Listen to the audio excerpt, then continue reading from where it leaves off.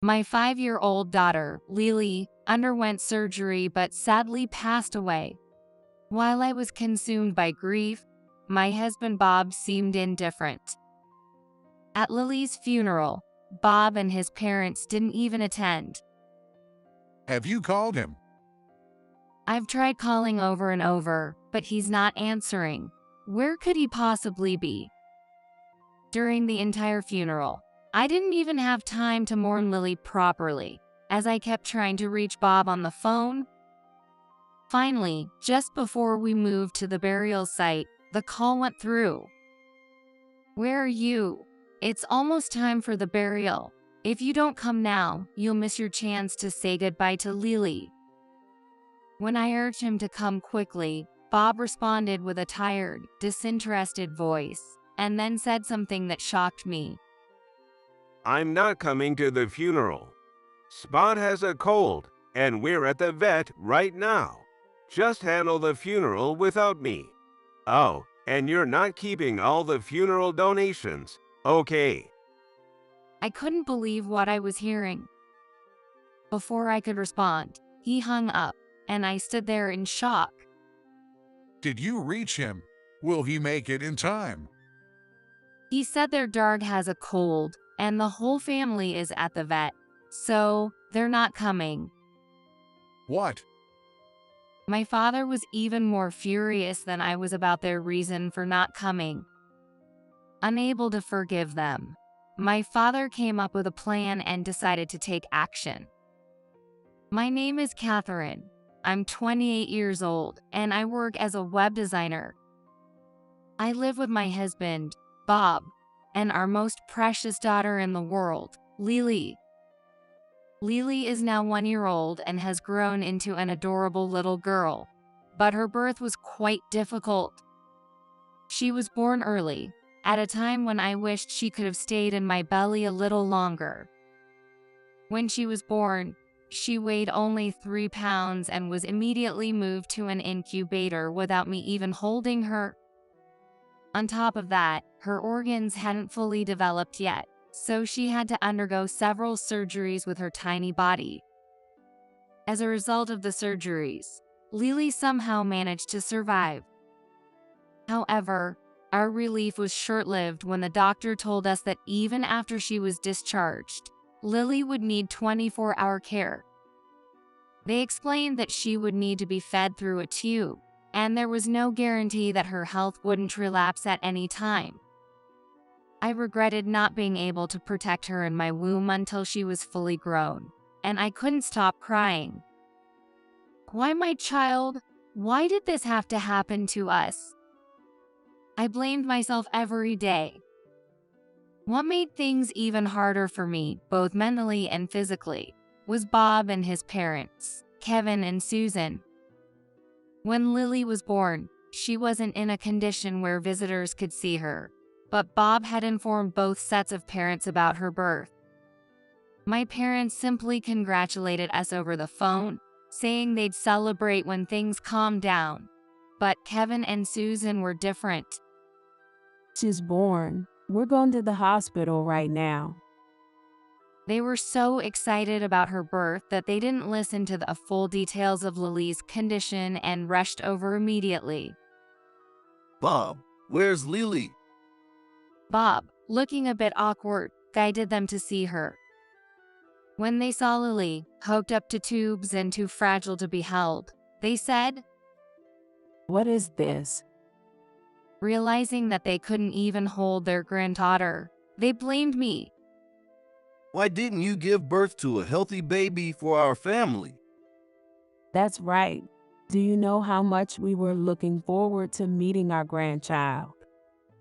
Even though I had just had a C-section and couldn't even get out of bed, they still blamed me. "Stop pretending to be sick. Get up and explain yourself." "Why did you even marry Bob if you couldn't have a healthy child? How are you going to take responsibility for this? When will this baby ever get better?" I had no idea what to do, feeling completely overwhelmed, so I looked over at Bob, hoping he would help. "I need to go to the restroom." But Bob just left, without helping me at all. After he left, I was left crying, apologizing to them. I'm so sorry. Kevin and Susan kept lecturing me for nearly an hour, but during that time, Bob didn't come back. It was only after they finally left that Bob returned. My stomach started hurting, so I was stuck in the restroom the whole time. I knew he was lying. His eyes were darting all over the place. It was such an obvious lie, so I asked him why he abandoned me instead of helping. Why did you leave when they were yelling at me like that? If you had explained things better on the phone, maybe this wouldn't have happened.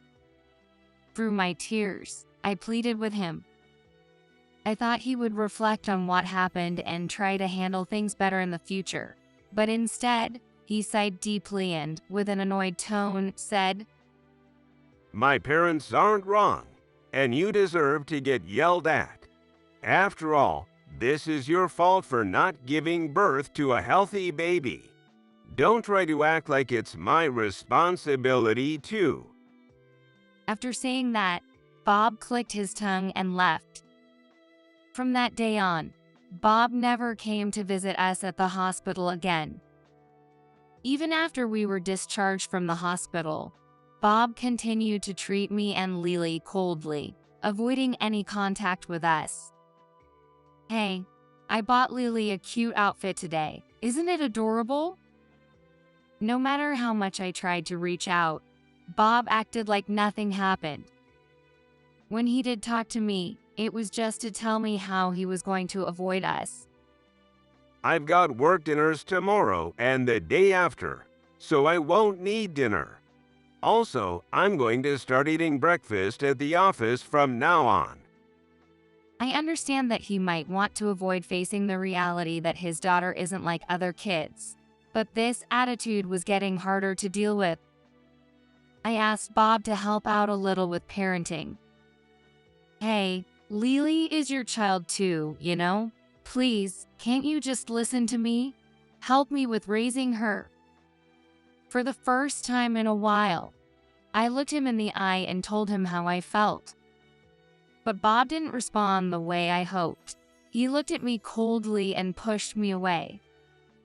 If you wanted that, you should have had a healthy baby in the first place.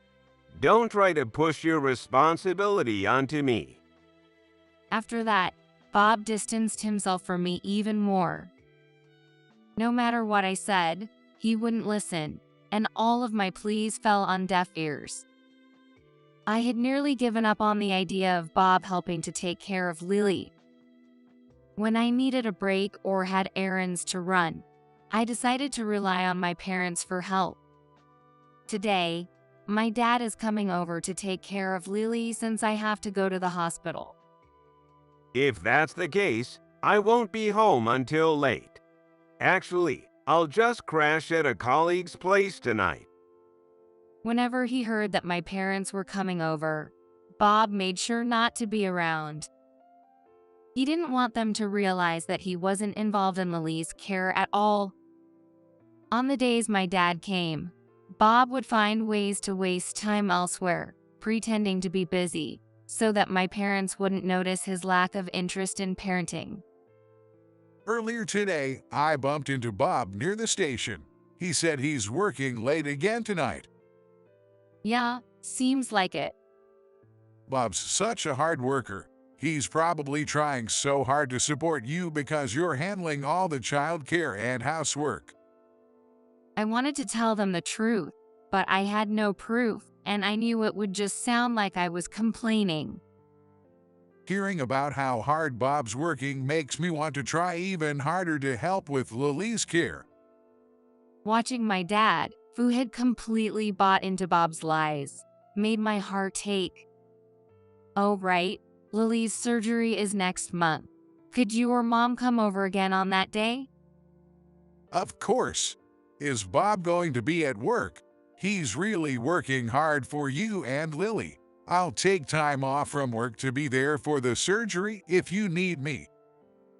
Yeah, thank you. Dad always put me and Lily first. My dad, John, is a musician who is also active on TV and in magazines. Not only is he a composer, but my father's warm personality is also widely appreciated, which has led him to appear as a commentator on news programs and variety shows, expanding his career. Despite his hectic schedule, he postponed important engagements and took time off to be with me when Bob couldn't. I was so grateful to my dad for doing things that Bob never would, as if it were the most natural thing in the world. By the time Lily turned 5, I had been living this way for years when suddenly, my mother-in-law, Susan, reached out to me. I hadn't heard from her since Lily's birth, and we had lost contact. Her sudden call scared me, and I didn't pick it up. The phone rang for a while before going to voicemail. Later, when I listened to her message, a chill ran down my spine. Hello, is Lily's health better now? You haven't shown your face around here since she was born, have you? Well, now the neighbors are gossiping. They're saying we haven't even seen our granddaughter and that we're making her up. So, if Lily is doing better, you should bring her over here to visit us. Hearing Susan's voice for the first time in 5 years, it was clear nothing had changed. She was still as self-centered as ever. The only reason she wanted to see us was because she was worried about what the neighbors thought, which made me reluctant to go. But when Bob came home, he didn't even ask my opinion and immediately said, We're going to my parents' house this weekend. I figured Kevin and Susan must have called him too. We hadn't visited them in all these years, so I was surprised by his sudden decision. Of course, I didn't want to go, remembering how they blamed me right after Lily's birth. But it had been 5 years. As much as I hated the idea, I felt I had no choice but to go. The day we were to visit their house finally came. Hey, can you help me get Lily into the car? What? Not my problem. Do it yourself. Even though Bob was the one who decided we should visit his parents, he didn't help with any of the preparations, and I struggled with everything on my own. As a result, we ended up leaving much later than planned. I said we leave by 11, but here we are, 40 minutes late. You're really slow at everything, aren't you? If you had helped, we could have left earlier. Frustrated by his comment, I shot back. During the entire car ride, Bob stayed in a bad mood, complaining all the way to his parents' house. I should have never married someone like you. By now, my kid should be going to tutoring sessions or swim practice, getting ready to be a top student. And you ruined all of that. I tried to ignore his words, staring out the car window. But things didn't get any easier once we arrived at his parents' house. Hurry up and get inside. What if the neighbors see? Kevin and Susan seemed to believe that Lily was perfectly healthy by now. When they saw her in a wheelchair, they immediately ushered us inside, worried about what the neighbors might think. Bob, did you make sure nobody saw her from the parking lot to the house? Of course, I was careful. They spoke as if Lily was something to be ashamed of. I couldn't help but feel the urge to speak up. Excuse me, but...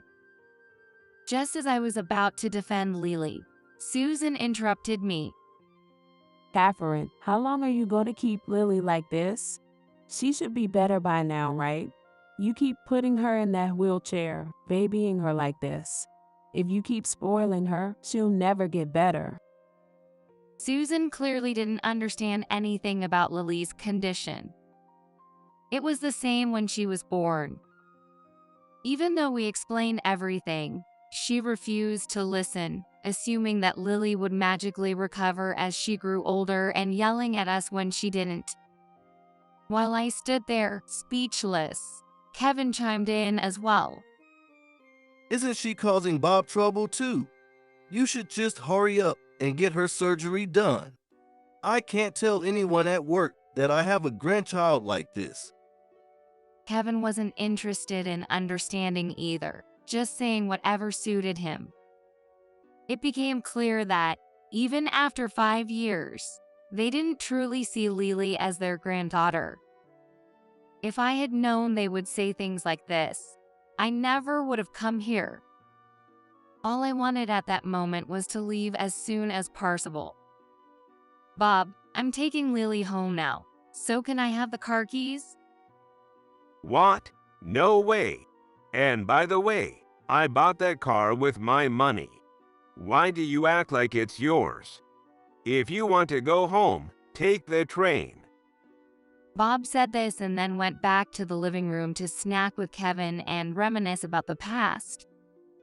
While I waited, the family dog, Spot, kept barking at me, thinking I was an intruder. Catherine, can you stop stressing out Spot? What if the neighbors hear him barking and figure out you're here? Scolded like that, I was kicked out of the living room and told to wait by the front door. A chilly breeze was blowing, so I took off my cardigan and wrapped it around Lily.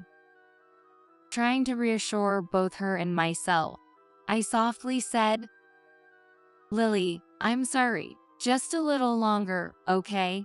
Daddy will be here soon, and then we can go home." 2 hours later, Bob finally said we could leave. All right, we're heading out. Yeah, next time, Bob, you can come alone. And Lily, don't come back until you're better. It was a roundabout way of saying we weren't welcome, but honestly, I didn't mind. However, during the ride home, Bob said, We're going back next month. "What? But they told me not to come." Of course, that was a lie. If we don't go, they'll be angry and think we're not showing any effort. We have to keep going next month and the month after that to stay on their good side. Bob, trying to read between the lines of what Susan said, explained it like this, but I didn't understand. I don't think it was a lie. They wouldn't even let me in the living room today. I really think it's best if I don't go. When I said that, Bob sighed. That's exactly why Mom doesn't like you.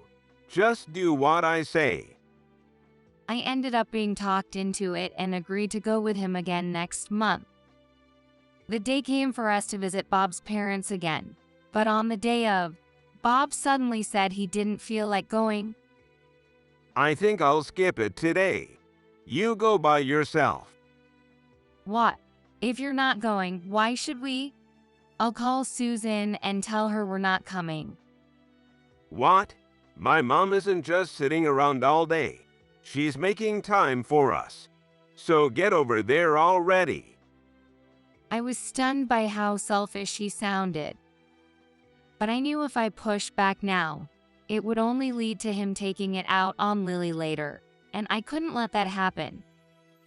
So, I reluctantly agreed to go. When we arrived at their house, Kevin and Susan were clearly unhappy. Why are you here? Didn't I tell you not to come anymore? Bob's not even here. So what's the point of you being here? I'm sorry. They didn't let us inside, and we were scolded and sent away right at the front door. It was a pointless trip. When I told Bob what happened after we got home, he laughed out loud. So they didn't let you in after all, right? Well, that makes sense. Mom and Dad don't like you too. Bob had been toying with us, looking down on us the entire time. That was the last straw for me, and I finally snapped. What the hell is this? Do you know how long it takes to prepare Lily just to go out? It's more than 30 minutes. And we have to be extra cautious because she could bring back any kind of illness. You might think this is just a game, but for me, it's a nightmare. Stop playing these games with us.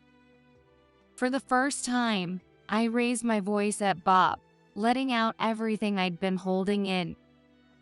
Bob looked shocked for a moment, but then quickly returned to his usual self and said, No need to get so angry. This is your fault anyway for keeping Lily away from my parents. Your parents visit and see Lily all the time, so you've been the unfair one.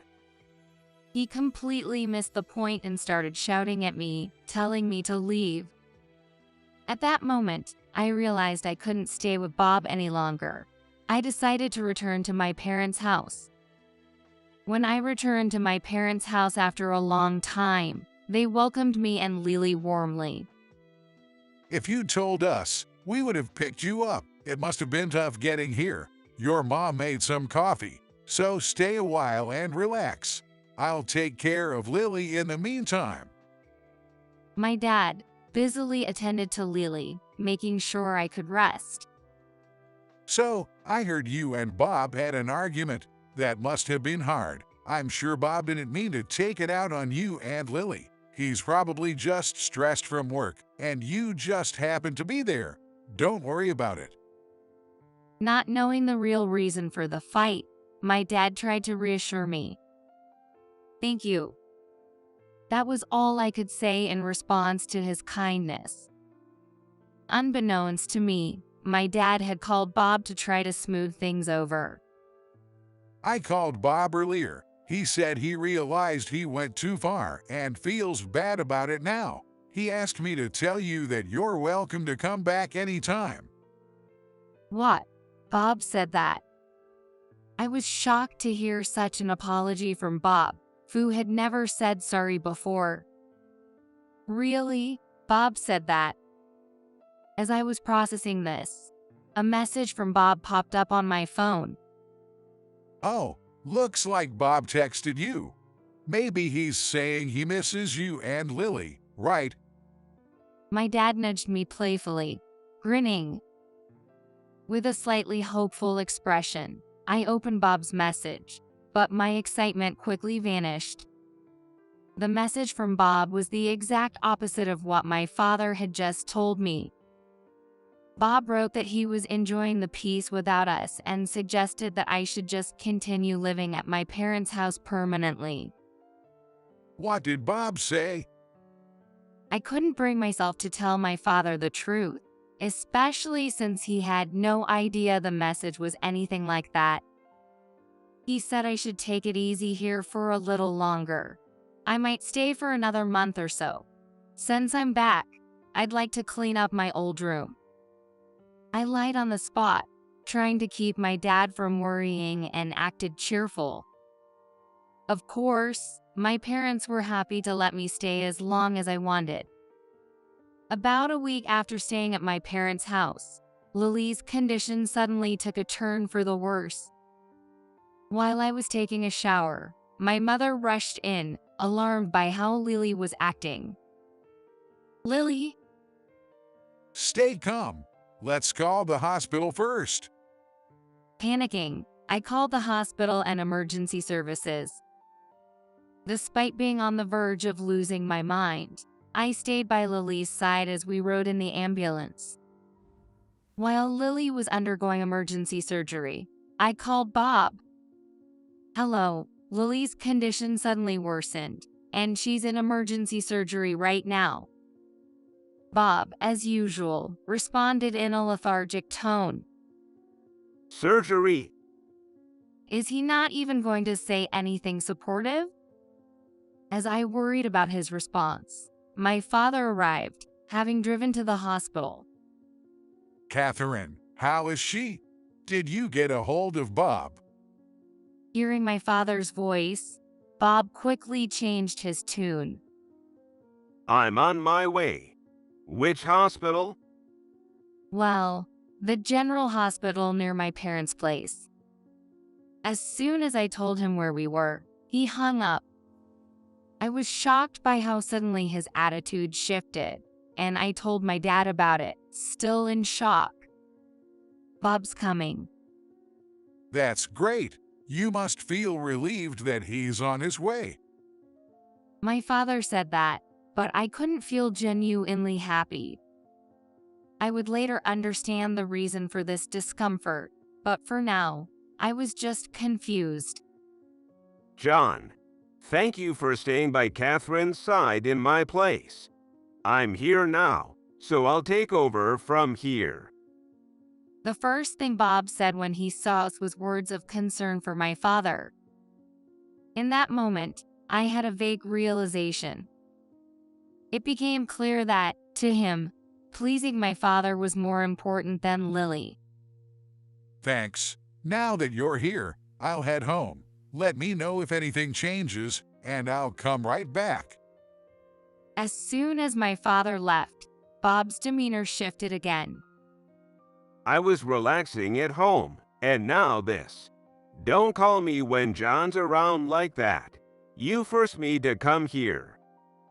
What do you mean forced? Of course you should come. This is about your daughter. Bob's words bothered me, so I spoke up. It infuriated me that he implied he wouldn't have come if my father hadn't been there. His indifference toward his own daughter was simply too much to bear. I knew it wasn't the time to argue, especially with Lily in surgery, but I couldn't hold back anymore. No matter the situation, if something happens to Lily, you should be here immediately. That's what any parent would do. After I said that, Bob became irritated at being lectured and started grumbling with an annoyed expression on his face. Don't push your ideas abnormal onto me. You don't even know what's going on with me. What could possibly be more important than Lily right now? I was sure Bob was just upset because he had been interrupted while playing mobile games or something equally trivial. I was beyond frustrated by his total lack of responsibility as a father. We sat in silence, the tension thick, when the doctor finally appeared. From the doctor's uneasy expression, I knew everything. Then the doctor, with a heavy heart, began to speak. What? Lily? He told us that Lily had passed away during the surgery. I stared at the doctor, unable to blink for a while. Then, all I could do was break down in tears right there. Still unable to fully grasp the reality of losing Lily, both Bob and I informed our parents. My parents rushed to be by my side, but Kevin and Susan never came.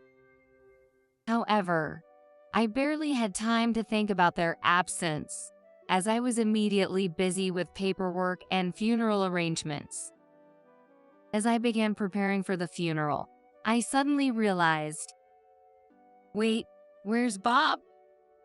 At first, I thought he had just gone to the restroom. But he never came back, and the funeral proceeded without him. Where's Bob?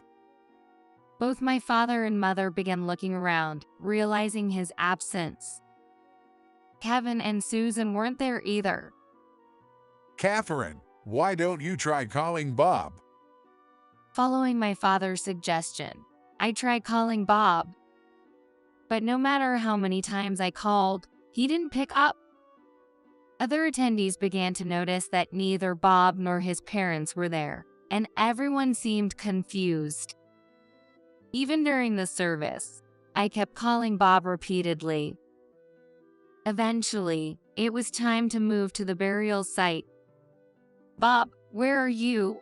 What are you doing? Even as I carried out my duties as the chief mourner, I continued trying to reach Bob.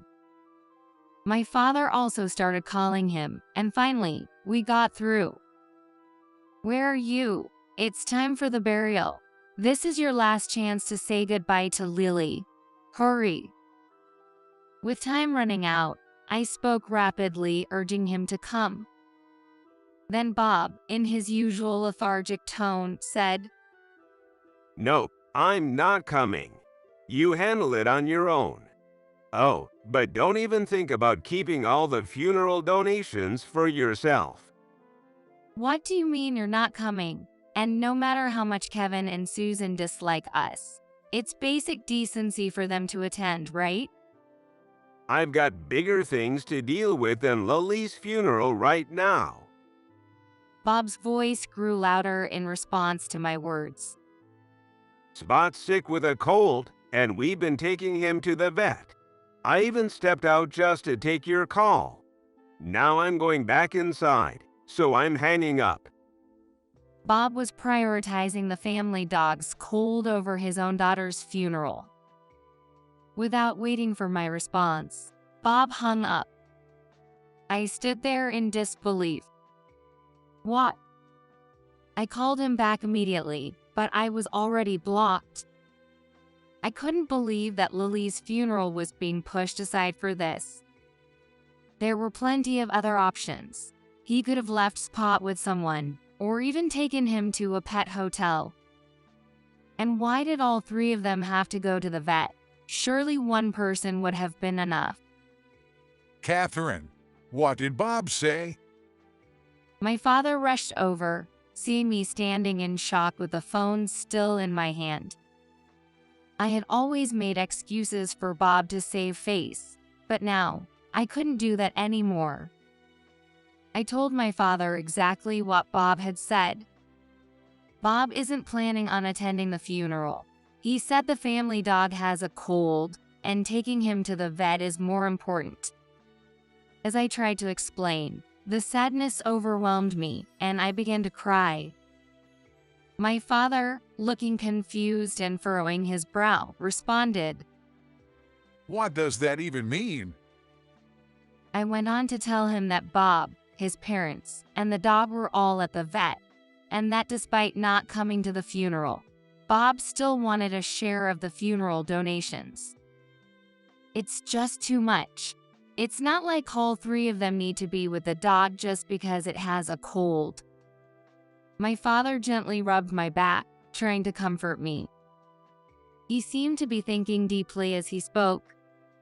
I get that they're worried about the dog, but Bob could have come alone.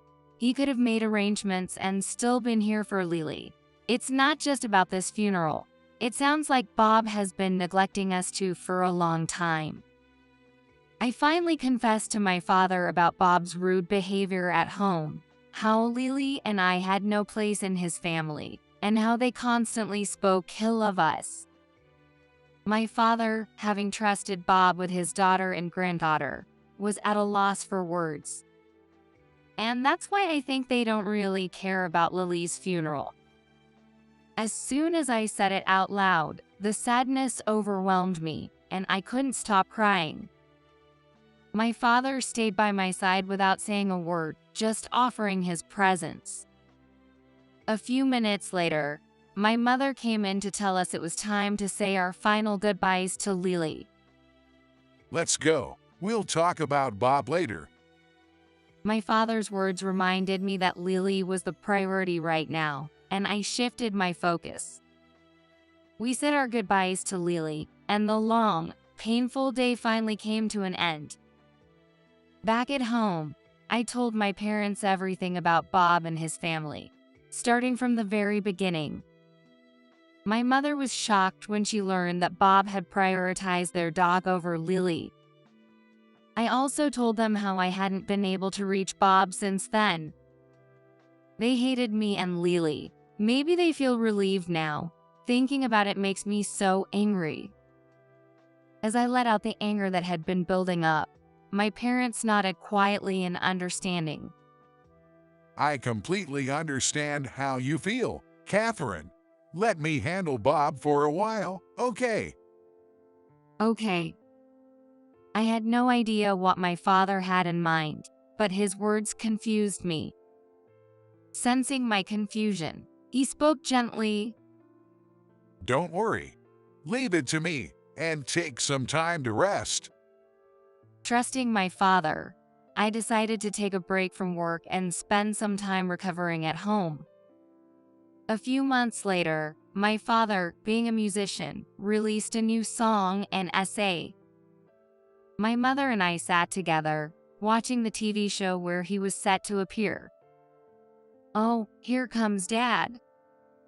When asked about the inspiration behind his new work, my father explained, Actually, my 5-year-old granddaughter passed away due to illness. Both my daughter and I were devastated, and to make matters worse, my son-in-law behaved in ways I could hardly believe. I channeled all of that sadness and anger into these works. As soon as my father finished speaking, the song and essay created a huge response. People analyzed the lyrics, discussed my father's words, and those in similar situations shared their sympathy. It became big news. Many people read my father's essay and lyrics, expressing shock at the unimaginable behavior we had endured, and their support for both my father and me flooded in. Most of the people watching the TV didn't know who Bob was. So, while he wasn't directly identified, those who knew him figured it out immediately.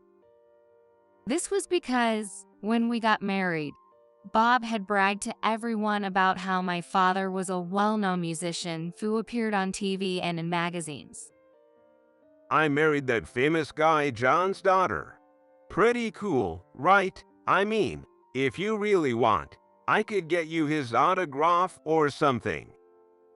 He'd go around saying that to his friends and colleagues. Bob's deferential attitude toward my father was never genuine. It was all just so he could hand out autographs and boast to those around him. If he upset my father and damaged their relationship, he wouldn't be able to brag anymore, let alone get autographs. So, he went out of his way to act like the perfect husband in front of my father. But now, all those bragging actions had come back to bite him. Messages from my friends poured in. Of course, Bob had also pretended to be a good husband around my friends, so when his true nature was exposed, they were furious on my behalf. Amid all the texts and calls from my friends, Bob called me too. I had ignored his calls while replying to my friends, but the phone wouldn't stop ringing. The same Bob who had blocked my number when it suited him was now desperately trying to get in touch. I sighed at the sight of his name on the screen, but eventually decided to answer. Hey, you need to get John to take back what he said. I'm getting flooded with calls, and so are my parents. Do something. It seemed Bob had been getting a lot of messages too. Apparently, both he and his parents had been bragging about my father as well. Come on, he'll listen to you, right? Tell him I'm sorry and ask him to take it back. Even over the phone, I could tell Bob was panicking, probably pale with worry. Knowing this, I made it clear that I wouldn't ask my father to do anything. No, this is your last chance to realize how much pain Lily and I endured. Maybe now that people know, you'll finally learn something. I said this firmly, but Bob continued to plead. Please, I'm begging you. Fine, you can keep all the funeral donations if you want. Isn't that what you're really mad about? Do whatever you want with it. Just fix this. It's not about the money. Bob's insensitive words made me snap, and I raised my voice in anger. It's not about the money. It's about everything you've done to me and Lily that I can never forgive. And that includes Kevin and Susan. I said this in a low voice and then hung up the phone. My mother, who had been watching the whole thing, immediately knew I had been talking to Bob and gently rubbed my back after I ended the call. I had hoped that my father's actions would make them reflect a little, but they did something unbelievable instead. One night, just after my father came home, the doorbell rang. When my mother checked the intercom, she let out a gasp. What's wrong? My father rushed to check, and there, standing at the door, were Bob and his parents. Cautiously, my father pressed the button to speak through the intercom. Hello. Oh, is that John? We're so sorry for all the trouble Bob has caused. Kevin said, half smiling, with a slightly insincere tone. Judging that they hadn't come to cause any harm, my father decided to continue the conversation. So, what do you want? Well, we were hoping you could retract your statements from today's TV show. That's not going to happen. Please leave. My father's firm response caused their demeanor to change immediately. We came all the way here, trying to be polite, and this is the attitude we get. Have you no heart? Exactly. We didn't even have to come, but we did. And let's not forget, all of this is your daughter's fault. If she had just given birth to a normal, healthy child, none of this would have happened. Excuse me, but do you even realize what you've done? What? We just wanted a healthy grandchild. We've been stuck with a wife who couldn't give us that.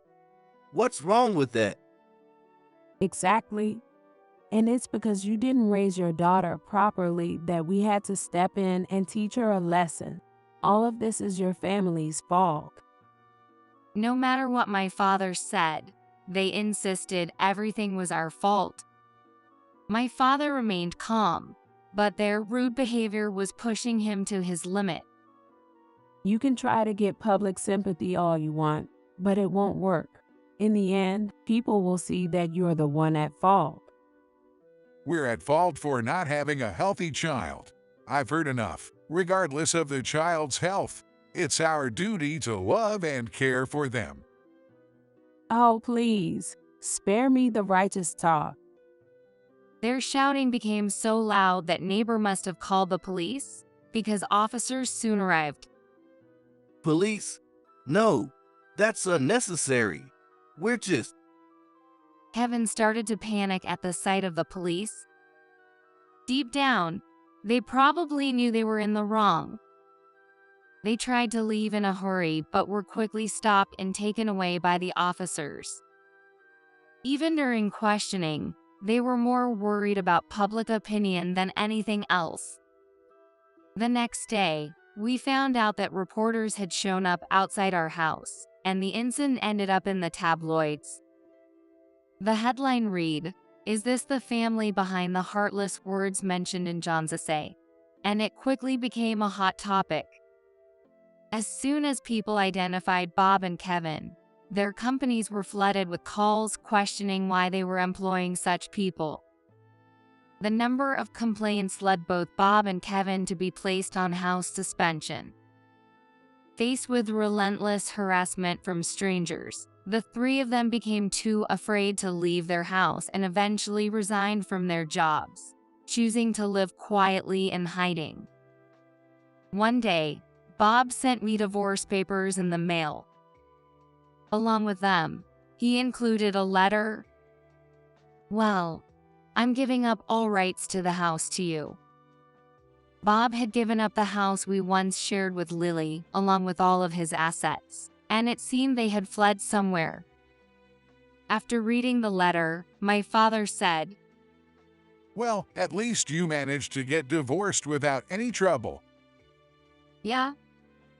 I nodded at his words and quickly submitted the divorce papers. And so, several years passed since the divorce. I had lost my beloved daughter Lily, divorced Bob, and sold the house. I had lost everything. I had no regrets about divorcing Bob or selling the house. In fact, I felt a sense of relief. But when it came to losing Lily, I felt like there was a gaping hole in my heart. Still, I know that's not what Lily would want to see from her mother.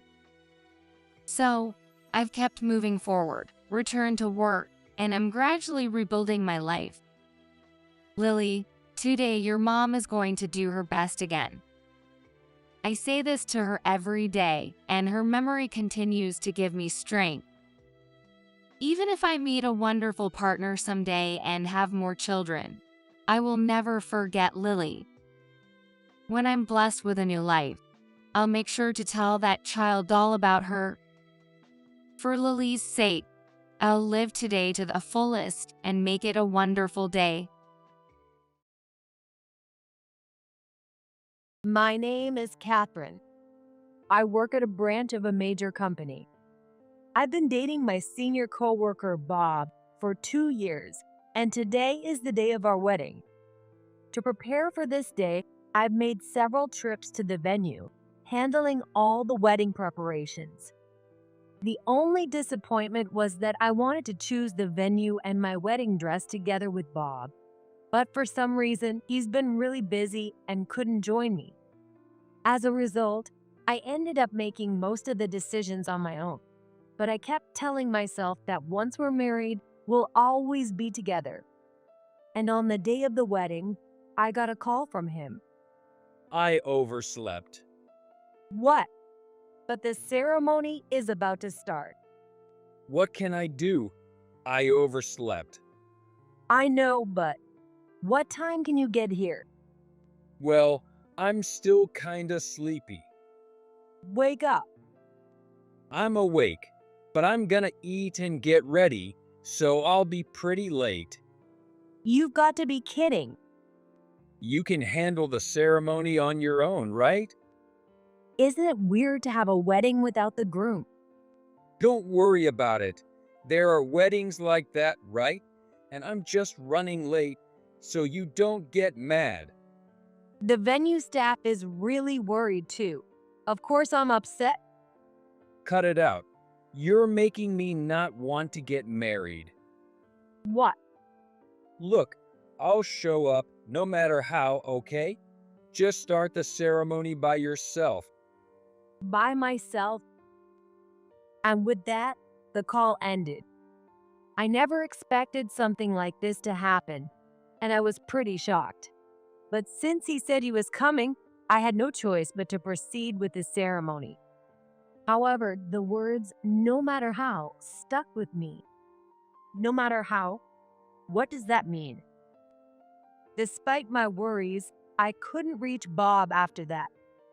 Even after the wedding ceremony ended, he never showed up, and as the reception started, there was still no sign of him. What's worse, half of the guests were invited by him, and none of them showed up either. What is going on? My guests were just as confused, wondering what was happening, and the room was filled with an uneasy murmur about the groomless wedding. And then a video started playing. Enjoying the wedding with 0 guests? The worst wedding ever. On the screen were Bob and a coworker named Mary. The two of them were sitting close together, laughing mockingly. What is this? Yeah, I just didn't want to marry you anymore. Marrying someone poor like you doesn't make sense when it's way better to marry Mary. That's right. My dad's a director. Exactly. Your parents are just regular employees, right? There's no benefit in marrying a girl from a family like that. So, I'm marrying Mary. It must be pretty sad having a wedding all by yourself, but hey, it'll be a good memory, right? Catherine, this is perfect for you. I've always wanted Bob, you know? But you had to go and date him first, which was so annoying. In the end, Bob chose me though. I wonder who you're having your ceremony with right now. It's hilarious. This is horrible. How could they? Come on, I never even went to the venue with you. You should have realized. We haven't even been on a date recently. When you tried to reach me, I didn't answer. And yet, you still work so hard on picking the venue. It's just too funny. Every time Bob skipped out on a date with you, he was actually with me. We were always laughing together. Sorry about that, but honestly, you're so clueless. I had a great time though, so thanks for that. Also, I told all my guests to cancel last minute. So, no matter how long you wait, none of my guests will show up. The two of them on the video were laughing like they couldn't get enough of how funny it was. I was in shock, unable to comprehend how things had ended up like this. But now, I finally understood what Bob meant when he said he'd come, no matter how. So that's what he meant. He never planned to go through with the wedding in the first place. If that's how he felt, he should have just said so from the start. This is too cruel. As I hung my head, the venue staff came over and gently escorted me to the waiting room. As I sat in the waiting room, dazed, my parents came in. Tears were streaming down my face, and I could barely speak. My dad, William, held me tightly. "Dad, I'm sorry. It's okay. You had such important guests here." Don't worry about that. His kind words made me cry even harder. Then, my usually gentle dad said something unexpected. 22 people, right? "What?" 20 guests, Bob, and that woman. All from our company, correct? "Yeah, they're from the branch." Then we'll just fire all 22 of them. Hearing this, I suddenly realized that was an option. He was right. Dad could make that happen. I nodded, hoping Bob and Mary would lose their jobs. The next day, if I went to work, I would have to see Bob. And not just him, but also all my coworkers from the branch. They would surely laugh at me. There was no way I could face that. So I decided to take the day off as planned. By that time, the branch was abuzz with termination notices. That's because 22 people were laid off. With that many employees let go at once, it was no surprise the branch couldn't function properly. All my guests had attended the wedding, which meant almost half of the branch's staff was terminated. As a result, the branch manager was overwhelmed with work. Amid all this, Bob and Mary confronted the branch manager. Why are we being fired? The branch manager said he didn't know and that he'd received direct orders from the company's president. With no other option, Bob and Mary rushed to the company's headquarters along with the 20 other employees who were also handed termination notices. They all pinned their hopes on Bob and Mary to resolve the situation. When Bob and Mary arrived at the headquarters and went to the president's office, they found a face that Bob knew all too well. William? Don't you dare address me so casually. Okay, but why are you here? This is the president's office. Regular employees aren't supposed to be here, right? Exactly. Which is why I'm here. What do you mean? Can't you figure it out? I'm the president of this company. You've got to be kidding. You never told me that. Did you ever ask? Well, no, but I assumed you were just a regular employee at this company. That's your problem. Isn't it strange not to know the face of your company's president? My face is on the brochures, on the website, and everywhere. How could you not know that? Well, yeah, I guess. But still, you could have told me. And would you have done what you did if you had known? Well, I mean, obviously, I'd have chosen the president's daughter over the director's. You're a disgrace. I'm glad you didn't marry my daughter. If you had, you'd eventually have been running this company. But I can't trust the lives of 1,000 employees to someone like you. I could have been president? Yes, I was considering it, depending on your work performance after the marriage. Of course, if you proved yourself worthy of the role. I can't believe this. I let the golden opportunity slip through my fingers. Yes, It seems that way. But hey, it worked out, didn't it? You're Mary, right?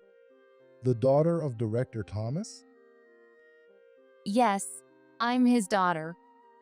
And you're really going to marry this guy? Yes, because I love him.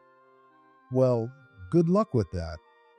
You'll both be unemployed soon. Wait, William, why are we being fired? This is wrongful termination. Wrongful termination? Don't make me laugh. After humiliating Catherine like that, you think you don't deserve to be fired? Mary, you're no different. Even if you're Thomas's daughter, you disrespected my family. And every one of your guests who canceled yesterday. Yeah, they're all fired too. We're being fired because of yesterday? Yes, exactly. How could I tolerate someone who can do something like that being an employee of this company? There's no way I could forgive that, could I? I'm so sorry. Please forgive us. Don't fire us. It's too late for that. You humiliated Catherine with that ridiculous video, and now you want to apologize to avoid being fired? You should have expected this after what you did. No, I wasn't thinking about that at all. Is that so? Then you've clearly been taking society too lightly. When you hurt someone, it's only natural to face consequences.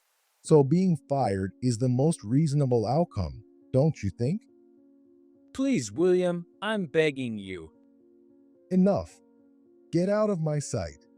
You're no longer employees here, and I never want to see your faces again. But, William, If you don't leave now, I'll call security. fine, we're leaving. Bob and Mary had no choice but to leave the president's office and return to the branch. At the branch, 20 employees were waiting for Bob and Mary. When they heard the reason for their termination, they were shocked and furious, realizing it was all caused by Bob and Mary's actions. Though all 22 of them left the company in tears, Bob couldn't accept it. Mary, can't you ask your dad for help? He's the director, so maybe he can at least get our terminations revoked? Yeah, I'll try asking him. Encouraged by Bob, Mary contacted her dad, Thomas, who was the director. Dad got mad at me. She said that and then burst into tears. What do you mean? He said it's only natural we got fired after doing something so stupid. And he told me it's ridiculous to expect only us to be spared. Then, he cut ties with me and said never to contact him again. So, you're not the director's daughter anymore? Yeah, I guess that's what it means since he cut me off. Guess? There's no guessing about it. That's exactly what it means. Yeah, but Well, then there's no point in marrying you. what? So you're saying you only wanted to marry me because I was the director's daughter? Exactly. I told you that before, didn't I? What other appeal do you have? But we're family. So eventually, we'll definitely repair our relationship. I'm sure we'll be fine because we're still family. Bob thought for a moment. Mary did have a point. Yeah, you're right. If we put in the effort, he might eventually forgive you, and maybe he'll help me get back into the company. Exactly. My dad's always been fond of me. It all depends on how we handle things. Yeah, if we stay happily married, things will turn around for us. Okay, let's get married right away, but no wedding ceremony. Why not? After what we did to William's daughter, what do you think would happen if we had our own ceremony? It would put your dad in an awkward position, and there's no way Thomas would attend while he's mad. So, it's pointless. Just a waste of money. Oh, Mary felt a bit disappointed. but she swallowed her feelings, thinking that marrying Bob was worth it. 6 years passed, and Mary remained estranged from her dad. Still, Bob was determined to repair the relationship. He sent gifts for Father's Day, Mother's Day, birthdays, and Christmas, always accompanied by letters expressing his regret and remorse. One day, Bob and Mary's child started kindergarten. That's when they unexpectedly ran into me again. Why is Catherine here? You're the president's daughter. Shouldn't you be sending your kid to some fancy private school, not a regular kindergarten like this? Oh, Mary, you married Bob? Yeah, thanks to you, my parents disowned me. Well, that's understandable. After all, you did what you did. So, what are you doing here? Just because my parents are rich doesn't mean I am. I want my child to grow up like everyone else, so I enrolled my kid in a regular kindergarten. That's such I'm rich, but pretending to be humble kind of thing. I never said that. My husband's just an ordinary employee. Whatever. Just stay away from me. The sight of you makes my skin crawl. That's harsh. It should be. You got both me and Bob fired because of you. That was because of the horrible things you two did. But don't worry, I have no intention of getting close to you. With that, I took my daughter's hand and left the kindergarten. But Mary glared at us as we walked away. That woman. She's the reason I'm in this mess. Yet she acts so calm and collected. How dare she? A few days later, my daughter came home crying.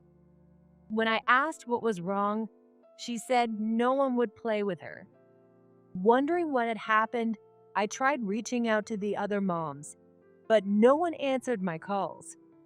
Something was off. Eventually, I got in touch with my closest friend who told me everything. It was all because of Mary. It seems Mary has been telling the other moms to exclude me, and now my daughter is being left out too. So that's how she wants to play it. I see.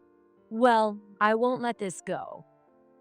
6 years ago, I let it slide, but not this time. You messed with my child, and I'll make sure you regret it.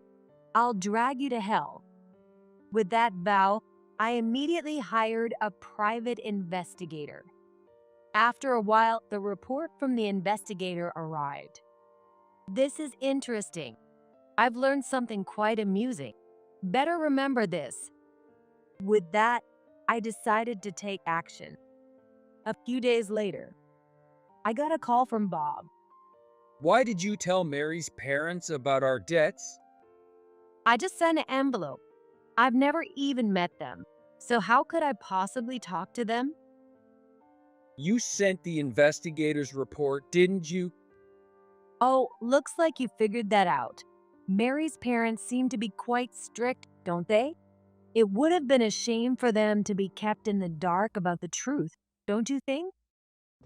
I was so close.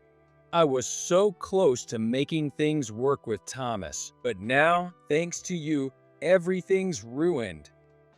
If that's how you feel, you should blame Mary. This all happened because your wife messed with my child. That's why I made sure to inform them about your gambling addiction too, and Mary's shopping addiction and debts. Mary? What do you mean she messed with your child? You didn't know? She's the one who made sure my daughter was excluded at the kindergarten. And thanks to her, I've been excluded from the mom circle as well. Isn't that your own fault? So that's how you're going to play it. If that's the case, then you getting exposed for gambling and Mary's shopping habits being revealed is also your own fault, right? Same principle. You think everything you two do is fine, but what I do is the only thing that's wrong? That's pretty hypocritical, don't you think? But I've worked so hard. That's the thing.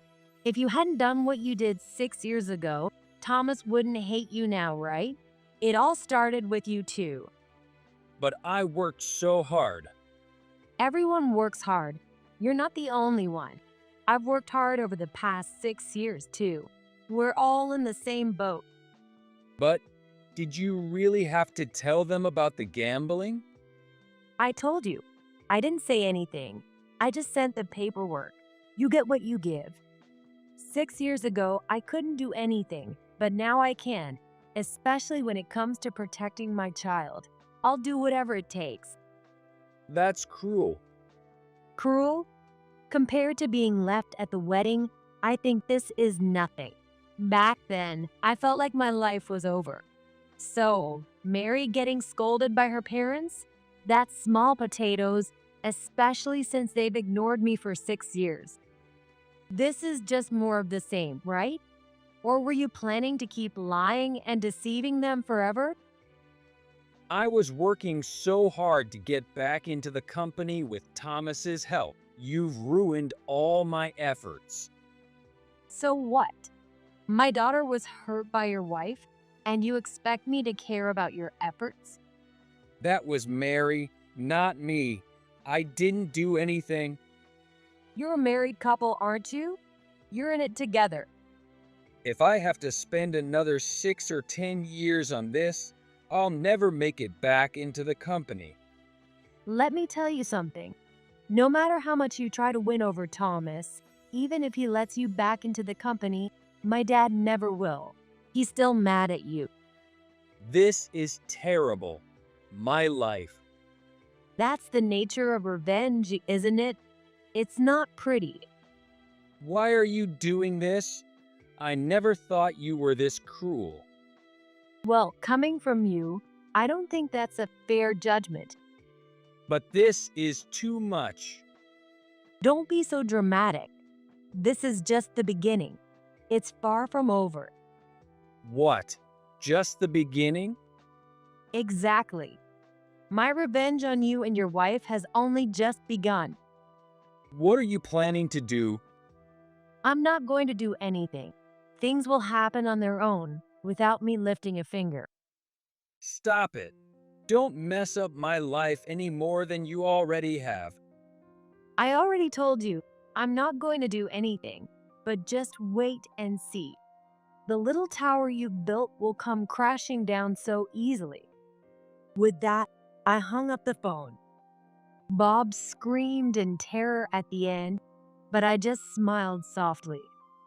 A few days later, a sealed envelope was delivered to Bob's mailbox. It was addressed to Mary. Mary opened it and gasped. What is this?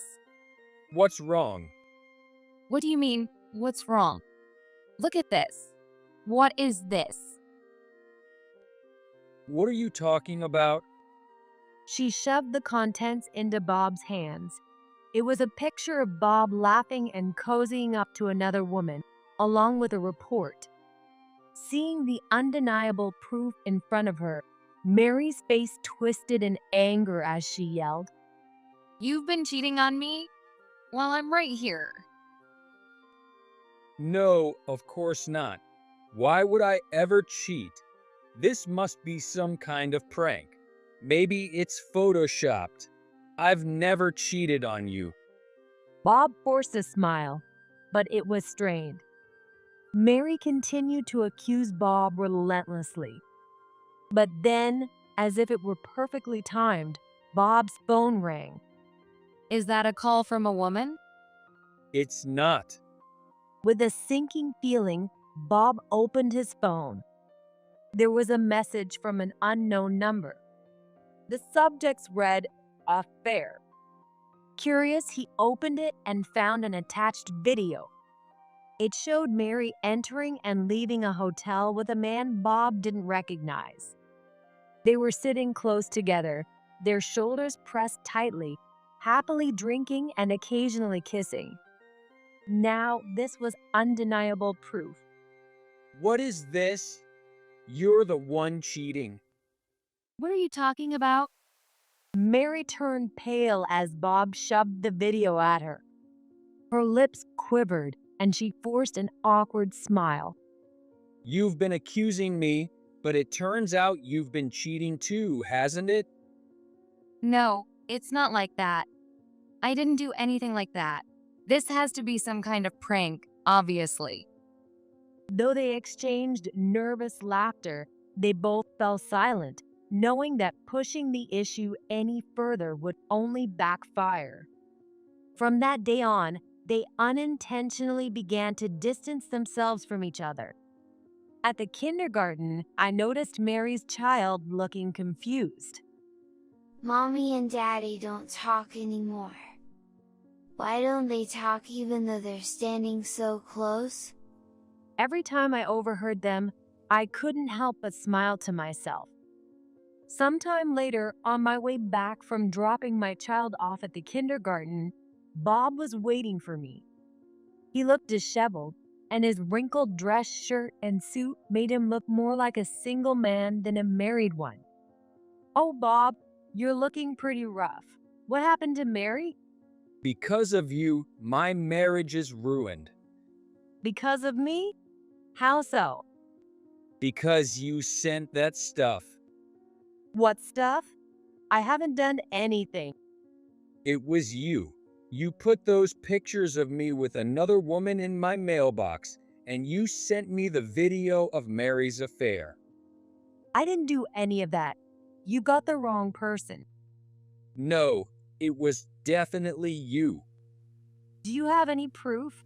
If I put those photos in your mailbox, did your security camera catch me?" No, we don't have a camera. "Then you don't have any evidence, do you? How do you know how the photos got into your mailbox?" They came in the mail. "Then it could have been anyone. Want to do a handwriting analysis? I'm fine with that. And what about the video? Was it sent from my email?" No, it wasn't. "Then you can't say it was me, can you? I didn't do any of it. Besides, you should be glad you found out Mary was cheating, shouldn't you? And since there's a video of your affair, it means you were cheating too, right? So it's even. You have no reason to complain to me." If it weren't for that, we'd still be a happy couple. Everything would have been fine. A fake marriage, maybe. It would have fallen apart eventually. Thanks to you, Mary's asking for a divorce. Well, you've got someone else. Why not go be happy with them like you did 6 years ago? You only pick people who benefit you, don't you? It's not like I've got an endless supply of options. I'm getting older too, you know. Which is all the more reason to enjoy this. It might be your last romance. I wanted to spend the rest of my life with Mary. Now everything's falling apart.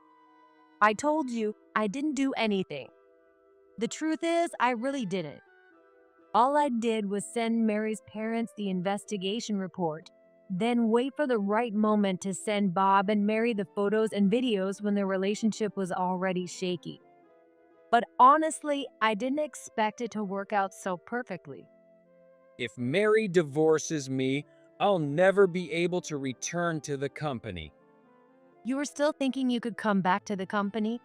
No matter what you do, it's impossible. I'll never let you back in.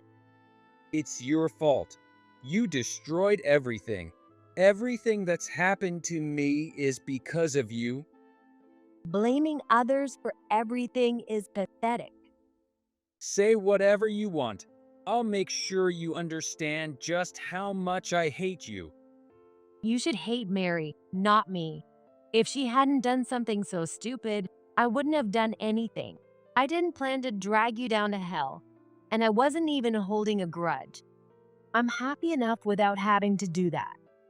Why do you get to be happy when I'm this miserable? Not my problem. I'll never forgive you. He glared at me with pure hatred. For the first time, I thought things might be getting serious.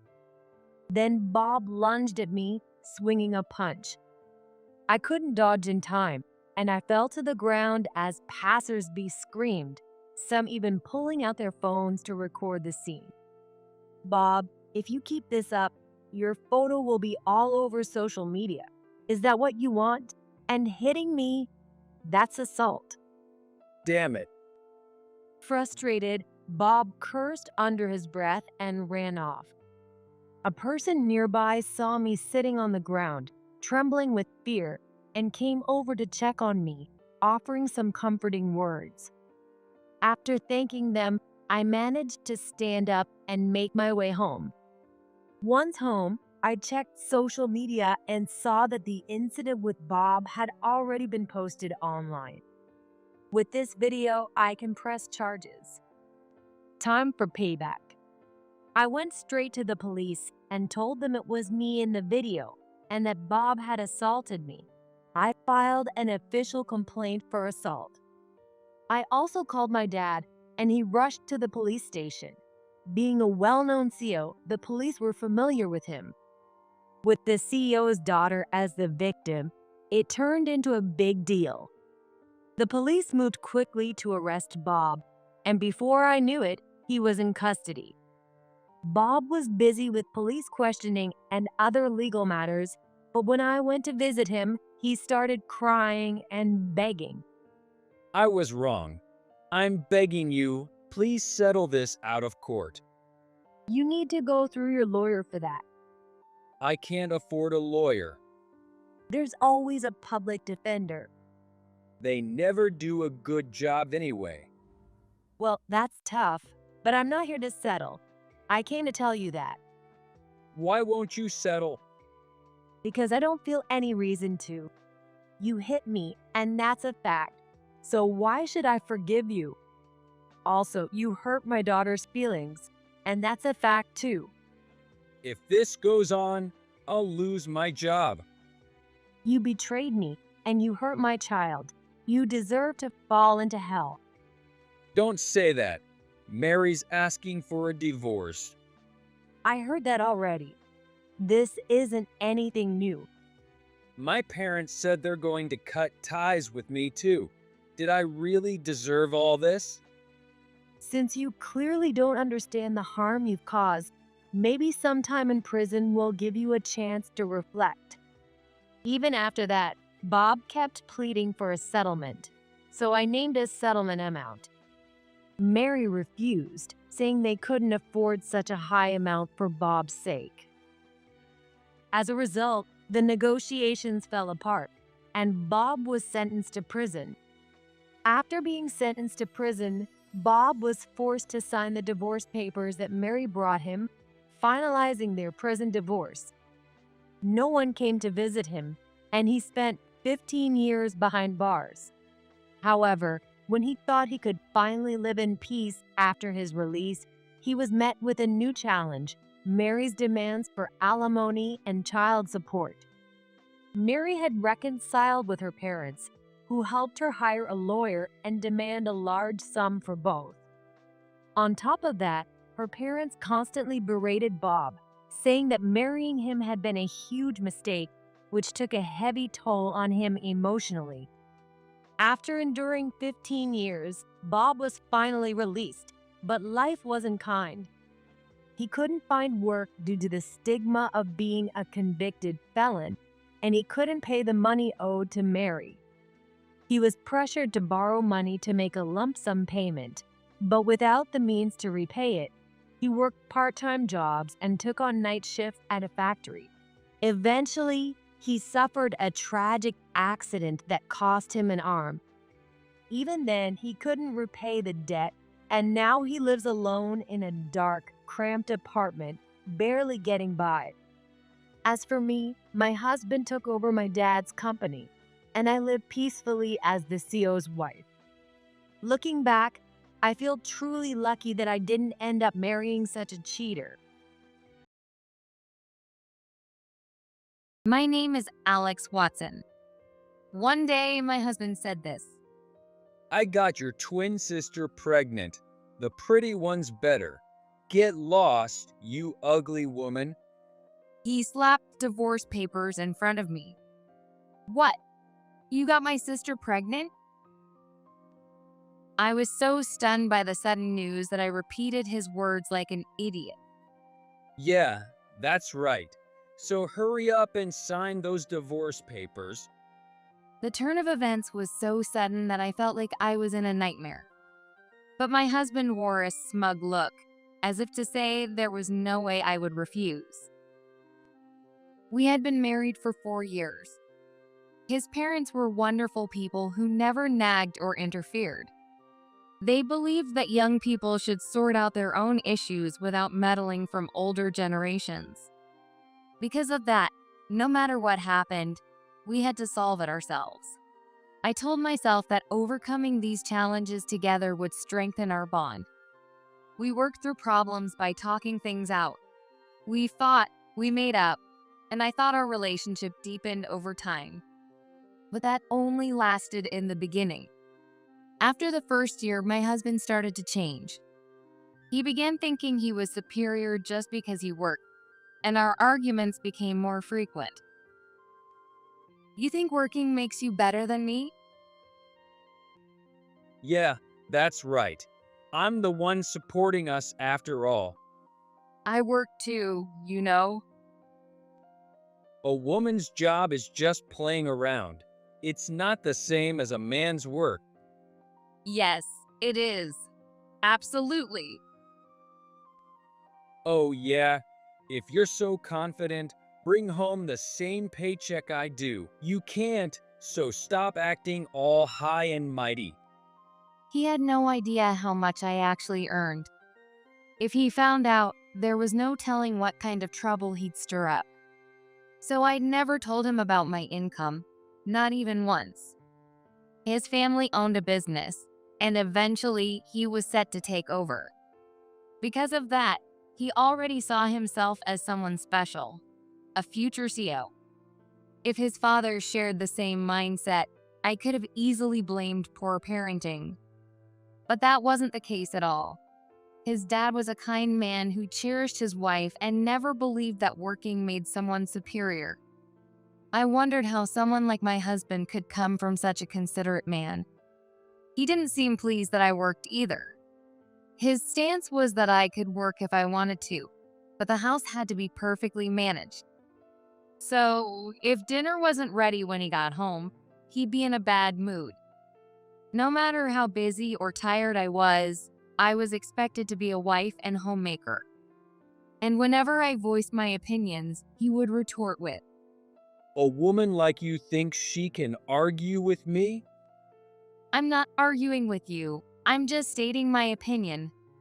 It's still an argument. Listen up. You just need to do what I say. Don't forget you're a woman. It felt like he thought women had no right to vote. What does a woman know about voting anyway?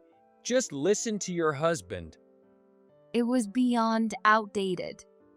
I couldn't understand how he could think this way, but what hurt more was when he brought up the fact that we didn't have children. I only got married because I wanted kids. He would make a show of saying this to make me feel worse. But you're never home and always out having fun. If you had any charm, I'd want to come home. I don't see you as a woman, so why would I? That's cruel, not seeing me as a woman. It's the truth. Outside, there are plenty of women who could tempt any man just by looking at them. Why should I come home to a wife who just looks like an old lady? Why don't you look in the mirror and work on yourself? With that, there's no way you could ever have kids. The reason we didn't have children was because our relationship was already broken. Still, he called me defective and mocked me for not being feminine enough. No matter how hard I tried, it was clear our relationship would never be fixed. I began to seriously think that maybe divorce was the best option. And then came the moment he declared he had a mistress. I was shocked, but at the same time, I realized this was my chance. If I asked for a divorce, he'd surely complain. He'd insult me, and since I was the one asking for the divorce, he'd refuse to pay any alimony. And the heavy weight of that single marriage certificate made it hard for me to take the final step. So, this is it. There's no need to hesitate anymore. This is my chance to break free. This will finally bring me some peace. If you understand, then sign the divorce papers already. My husband probably thought I was hesitating about the divorce. He crossed his legs, folded his arms, and leaned toward me with an intimidating attitude. So, it's my sister, huh? Yeah, that's right. Don't make me repeat myself. I get that you don't really want a divorce. I mean, you'd be lost without me. All right, I knew you'd say. Wait, what? all right. I'll divorce you. I smiled and took the divorce papers from him. He must have thought I'd break down and beg, clinging to him. The bewildered look on his face was priceless. Wait, you're serious? Yes, I'm serious. Isn't this what you wanted? Yeah, but do you even understand what a divorce means? It's the end of a marriage. Even a grade schooler knows that. It's more than that. You'll lose me, the future CEO. Oh, the future CEO? I'm not hung up on that. If you divorce me, you won't be able to survive. That's not true. I work too, so I'm not worried about money. But I will be taking alimony. Why alimony? Because you're the one who cheated. That's how it works. Well, yeah, but still. And to think you admitted to having an affair. I had my suspicions, but hearing it from you makes things easier. Easier? Without proof of your affair, I couldn't claim alimony. So thanks for making that clear. I see. Well, whatever. I'm the future CEO, so paying alimony won't be an issue. That's very generous of you. I picked up a pen and started signing the divorce papers. Alex Watson. It would be the last time I wrote that name. Don't ever use the name Watson again. It's okay, I'll be going back to my maiden name. I have no attachment to the name Watson anyway. You're such a cold-hearted woman. Huh? I don't understand why you'd say that. Isn't it better than me clinging on and saying I don't want to let go of the Watson name? Or would you have preferred if I cried and begged? Not that it would ever happen. Damn it. Well, I've signed it. I'll be the one to file this divorce paper. What? You're not planning on not submitting it, are you? Of course not. If I handed it over to you, you might change your mind and say you don't want the divorce after all, which would be a problem. That's why I'm saying I'll file it myself. I see. I carefully folded the divorce papers and placed them on the table. Once I submit these, it will be the end of my marriage to this man. I'm keeping this house. Suit yourself. And don't take anything from this house except for what you brought with you when we got married. I'll take what I bought. Yeah, that's fine. But nothing we bought together after the wedding. I'll take what I bought. I have quite a few things I paid for. Well, yeah, I guess so. I don't know what you're so worried about. Anyway, I need about 3 days to sort out my things, so let me stay here for that long. Fine, I'll give you that. But once you leave, don't think you'll ever step foot in this house again. Make sure you pack up everything you need. Understood. Don't worry, I'll be thorough. With a parting glare, he walked out of the house. 3 days later, after finishing packing up my things, I left the house. Where was I heading? To my parents' house. Finding a new place to live in just 3 days was impossible, so I had no choice. But then I realized something. I should probably tell his parents about the divorce. His parents had always treated me like their own daughter. If I kept silent, he would surely spin the story in his favor. With that thought, I headed to their house. My parents-in-law, Mary and Robert, welcomed me with big smiles. It's been a while, isn't it, Alex? I thought about seeing you, but I didn't want to bother you, so I didn't reach out. I'm so glad to see you. It's been a while, Mary. Have you lost some weight? Not really. Is Robert around? Yes, he's here. He'll be so happy to see you. By the way, where's Mark? Isn't he with you? Mark was my ex-husband. And of course, he wasn't with me. No, he's not with me. I actually came to talk to you about that. Oh, what is it? As we walked into the living room, I saw Robert sitting in front of the chessboard. Honey, Alex is here to see us. When she said that, Robert looked up with a pleased expression. They are such kind parents. How did Mark turn out the way he did? Actually, we got divorced. Without much small talk, I said the words I'd come to say. Divorced? Yes, I just submitted the divorce papers. Why? How did it come to this? They asked why, so I explained that Mark had been unfaithful and even gotten someone else pregnant. Their expressions were of utter shock, mouths slightly open in disbelief. After a moment, they apologized deeply, but Robert didn't stop there. Call Mark. Yes, that's right. You should talk it out properly one more time. I understood why they would say that. To them, this was completely unexpected. That's why I made sure to file the divorce papers first. Once the papers were submitted, there was no going back, even if they asked me to reconsider. Neither Mark's feelings nor mine would change. Still, Mary insisted and called Mark to come over. Mark arrived with a disgruntled expression. What's this about? 3 days ago, you said we were getting divorced, and now you're here crying to my parents because you don't want it anymore? That's not it. I came to let them know about the divorce and to thank them both for being so kind to me. You don't need to do that.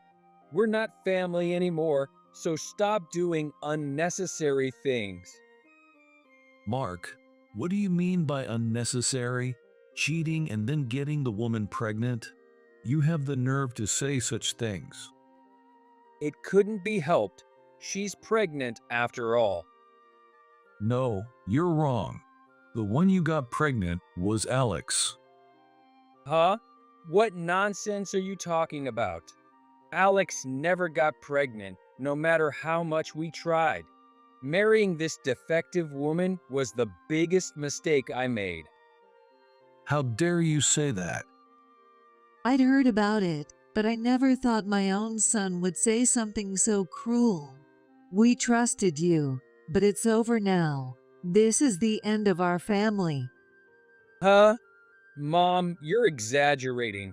Just because we're getting divorced doesn't mean the family is falling apart. No, you've been saying terrible things to Alex for a long time. There's no way she would forgive you for that. I'm not looking for her forgiveness. I'm getting divorced and moving on with Amelia. That's all that matters. Talking about the family falling apart is ridiculous. The ridiculous one here is you. What? Why are you shouting like that? Do you even know who Alex really is? What do you mean?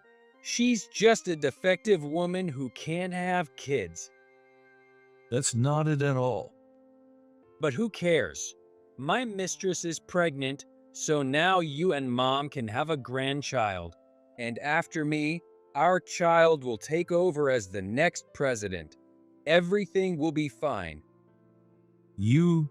Unbelievable. So, who is this woman anyway? It's her sister. They're twins, so she's the same age, but much prettier. If I had to choose, of course, I'd go with the prettier one. Poor Alex being the less attractive twin. her twin sister. Amelia. Yes, Dad, you were mistaken. The one I got pregnant was definitely Amelia. That's not true. I'm the one carrying your child. What are you talking about? That's impossible. You're making this up because you don't want the divorce to happen. I'm not lying. What have you done? And with her sister, no less. Why is it such a big deal that they're sisters? This kind of thing happens all the time. You truly don't understand who Alex is, do you? There's no way Alex will forgive something like this. Mom, we don't need her forgiveness. I told you I'm moving on. Why are you so upset? Alex is the CEO of one of our most important business partners. Huh? What are you saying? Alex can't be a CEO. You didn't even know this about your own wife. Alex started her company back when she was in college, and now it's a major corporation. Every company wants to do business with Alex's firm, but she only made an exception for us because she married you. What do you think will happen now that you're getting divorced? Our company will go under. You can't be serious. Would I joke about something like this? When I heard Alex was pregnant, I was relieved. I thought you two would be fine, and our business would be secure. Wait a minute. Why is Alex pregnant? I never heard about this. Didn't you tell him, Alex? No, not yet. This all happened before I had the chance, so I thought it didn't matter anymore. That doesn't make sense. When did you find out you were pregnant? 2 weeks ago. 2 weeks? And you didn't tell me even once? Why not? No, wait. Is it really mine? There's no way. It can't be. You didn't tell me because it's not my child. Isn't that right? I figured you'd say that, which is why I couldn't bring myself to tell you. I knew you'd hurl accusations and cruel words. But isn't it true? We barely had any kind of relationship. Actually, not just barely, we had none at all. Yes, that's right. You hardly ever came home. Which means it's impossible for you to be pregnant. There was one time. The night you came home drunk. What? Oh, Mark's mouth fell open as he listened, looking completely stunned. Looks like you remember something now. no, that night. I thought it was Amelia. You thought it was Amelia, didn't you? So it's not my child. There's no way one time would do it. That's too convenient. If it coincides with ovulation, it can happen. And this should make it clear enough. I pulled out my prenatal record. A prenatal record. This doesn't prove it's mine. You're right about that. But how about this? A DNA test result taken before birth. I knew you'd question it, so I had it checked. No way. The documents showed a 99% match confirming Mark as the father. My child. That's right. Amelia isn't pregnant. How can you say that? Because Amelia doesn't have a uterus. That's impossible. It's true. She's been reckless since middle school, getting pregnant multiple times. Each time, she had an abortion, and it led to fibroids. By the time they realized it, surgery was the only option. It should have been a tough decision, but she saw it as a way to live even more freely and agreed to it easily. No, Amelia said she was pregnant. She probably lied to you. She's known for a while that you're set to be the next president and envied it. But why with you? Why did it have to be you? I can't believe I was with you. You keep repeating yourself. That night, you mistook me for Amelia when you were drunk, and I let it happen because I wanted a child. I knew it was wrong, but it's not surprising that it happened. You're saying you knew and still let it happen? Yes. I suspected there was something between you and Amelia for a while. Turns out I was right. This is insane. Say what you want, but it's your child. It's just unfortunate that you're the father. I would have preferred better genes, but I'm confident I can raise my baby well, especially without you around. But we're divorced now. This has nothing to do with me, right? The problem is because we're divorced. This means the deal is off, and the company will go under. I never intended to mix personal issues with business, but with someone like you as the future president, the company would collapse sooner or later. What? If you keep the deal going, the company won't collapse. Well, I doubt it. As long as you are set to be the next president, the company is bound to go under eventually. You have already been embezzling company funds. Everyone knows it. But because you're the president's son, no one dares to say anything. Is that true? Mark, have you been doing that? So, there's a condition for continuing the business relationship. You mean you'll continue it? I don't want to see your company fall apart, especially for the sake of the employees. Thank you. What's the condition? Remove Mark from being the next president. What? If he stays, it must be as an ordinary employee, not an executive. Otherwise, I'll have to end the contract. Please don't say that. I take no pleasure in saying this, but Mark is not suitable. We kept out of our son's and his wife's business to avoid interfering, and now it's come to this. No, I've known deep down. Mark is not fit to be president. He doesn't care about the employees at all. I've always felt sorry for them, knowing he would take over. He's our only son. It's only natural he becomes president. If we care about the company's future, Mark can't lead it. What do you know? Of course, I'm going to be president. That attitude is exactly why you're unfit. Robert, the divorce is final, so please think carefully about the company. I understand. There's no way I'll accept not being president. Mark kept shouting angrily. A few days later, I got a call from my sister, Amelia. She blamed me for her breakup with Mark. How could you? I was so close to marrying into wealth. Maybe start by apologizing for stealing someone else's husband? Don't be ridiculous. He left because of your meddling. Maybe because you lied about being pregnant. Everyone lies a little when trying to secure a rich marriage. Pretending you could get pregnant when you can't will only come back to haunt you. Kids can be dealt with later. That won't work. You could just say it was a miscarriage or a phantom pregnancy. There are plenty of excuses. And after a while, it wouldn't be surprising if you couldn't conceive. That's fraud.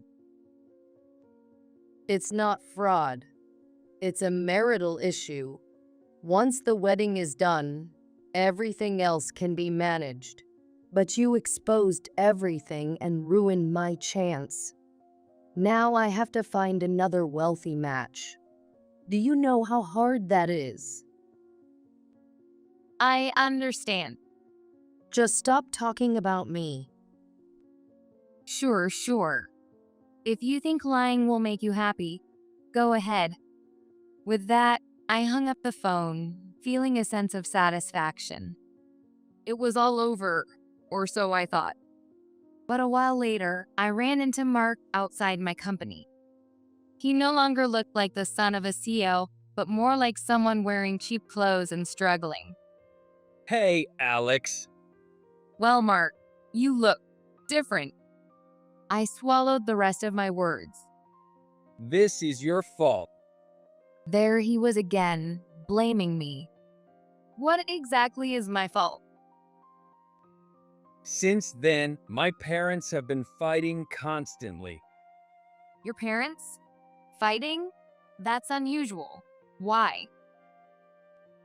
Dad's trying to save the company, but Mom insists I should be the next president.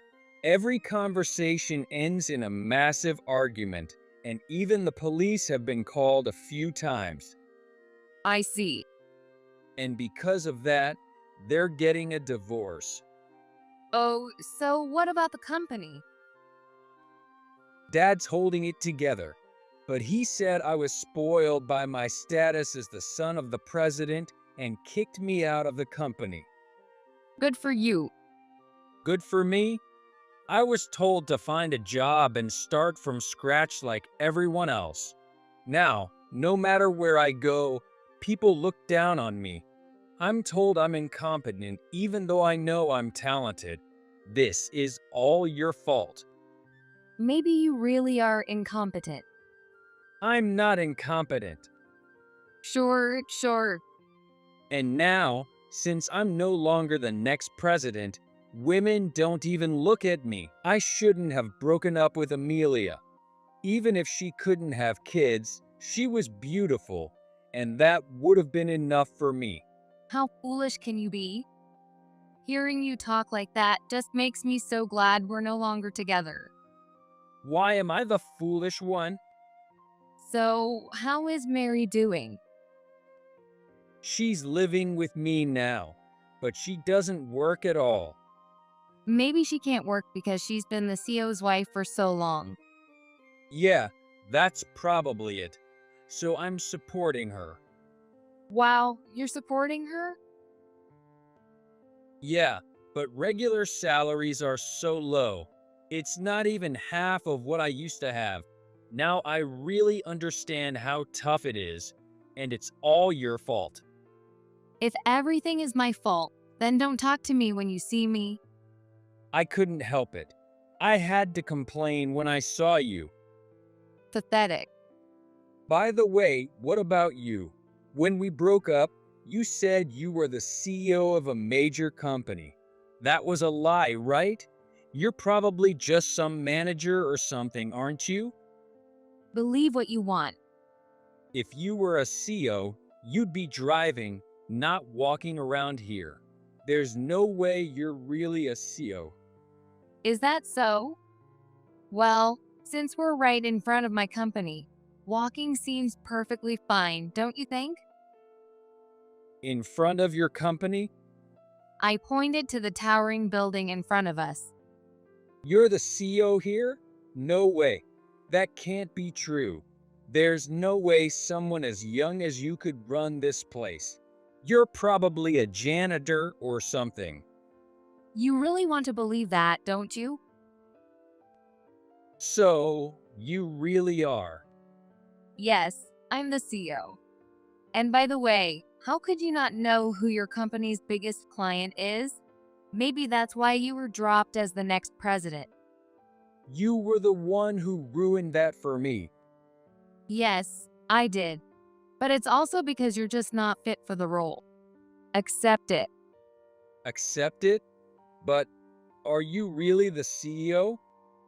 I've been saying that all along. I'm busy, so let's end this here. I need to get back inside and review the meeting materials. Wait, What? I really regret everything now. Oh, do you? Maybe you'll grow a little from it. So, how about we try again? Sorry, was that in a foreign language?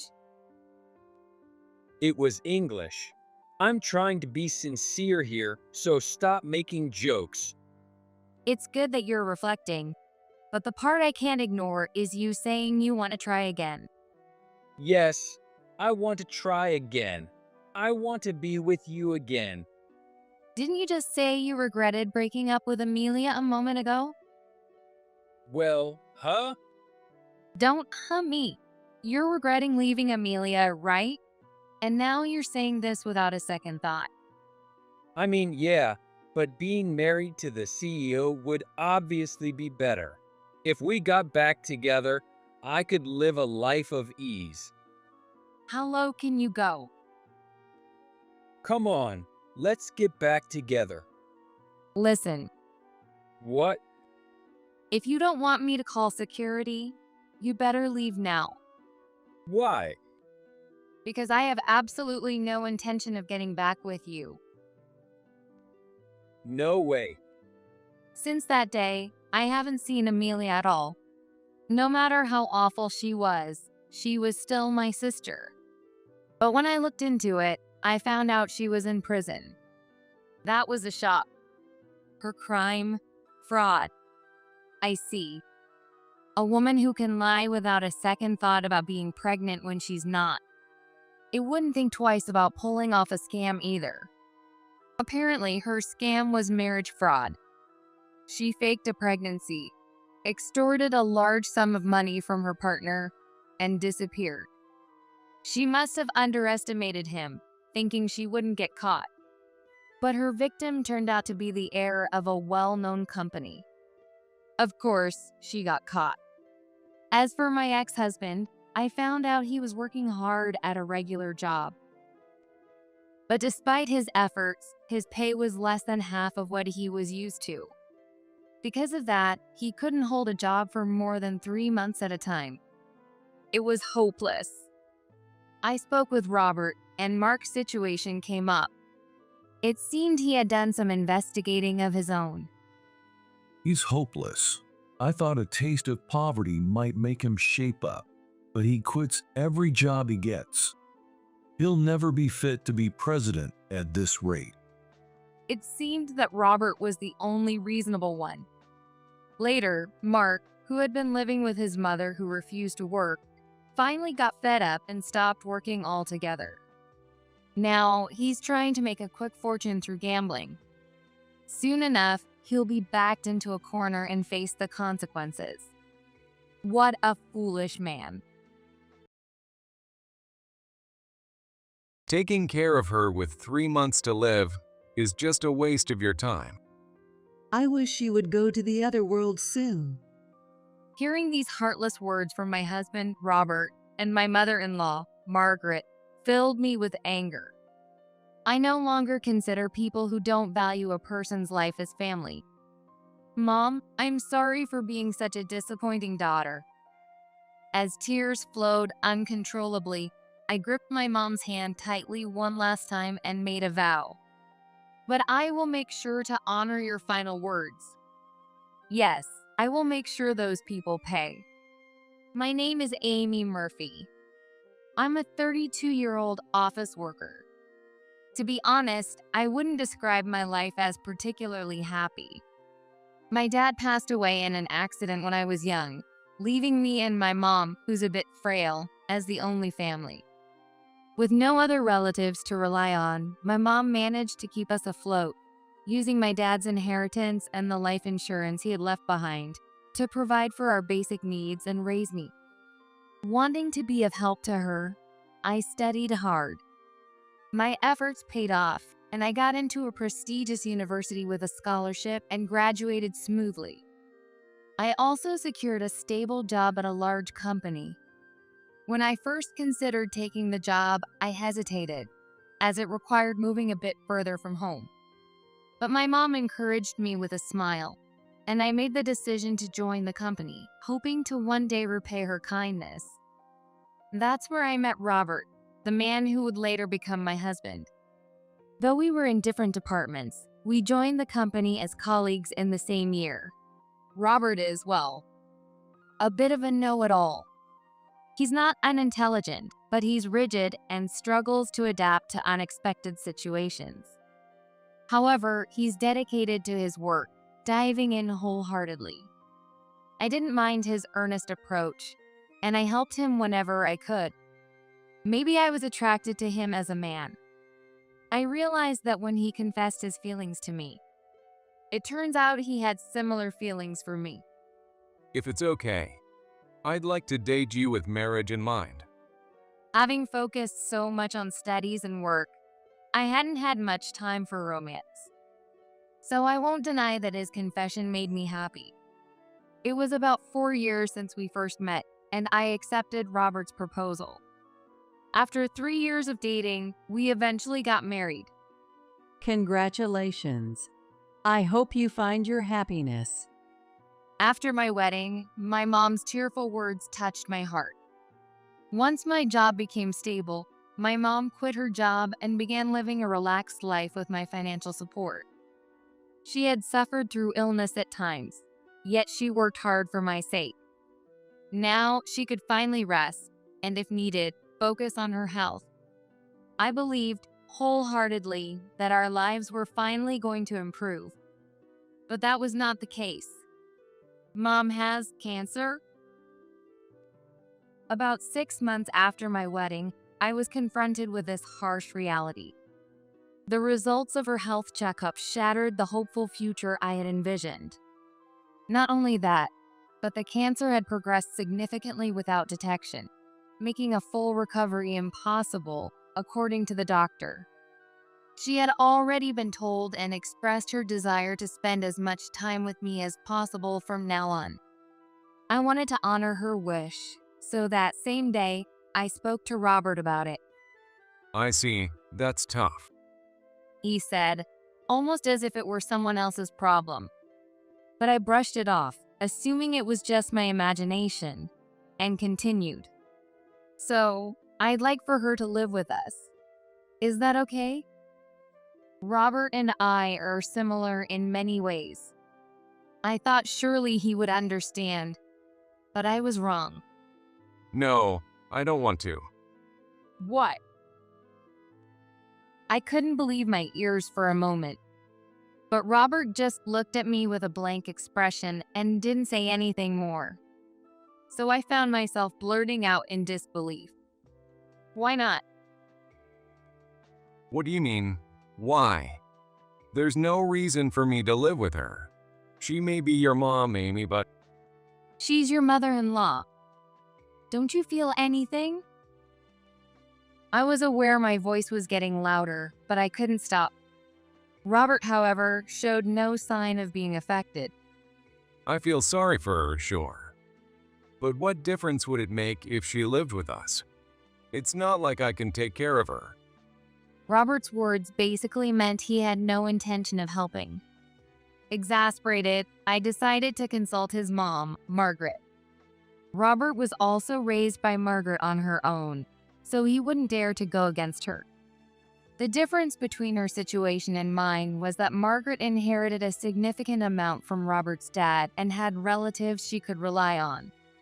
Since she'd raised a child on her own, I figured Margaret would surely understand and convince Robert. Normally, I wouldn't resort to something that felt like tattling. But this time, the time I could spend with my mom was at stake. So with a hint of hesitation, I went to Robert's family home with him on our shared day off. When I brought up the issue to Margaret, however, So that's what you wanted to talk about? Well, Robert's right. my hopes were dashed in an instant. What? I just want to live with my mom for her final days. Is that so wrong? I'm not saying it's wrong, but both of you are working, aren't you? You wouldn't be able to look after her properly. Then I'll take a leave of absence. If needed, I'd even. I was about to say I'd quit my job, but Robert cut me off. No way.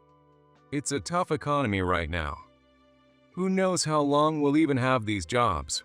And there's no guarantee the company won't go under. Isn't that a bit of an exaggeration? The company isn't going to collapse tomorrow. Not an exaggeration at all. Besides, aren't you two planning on having kids someday? You should be saving up.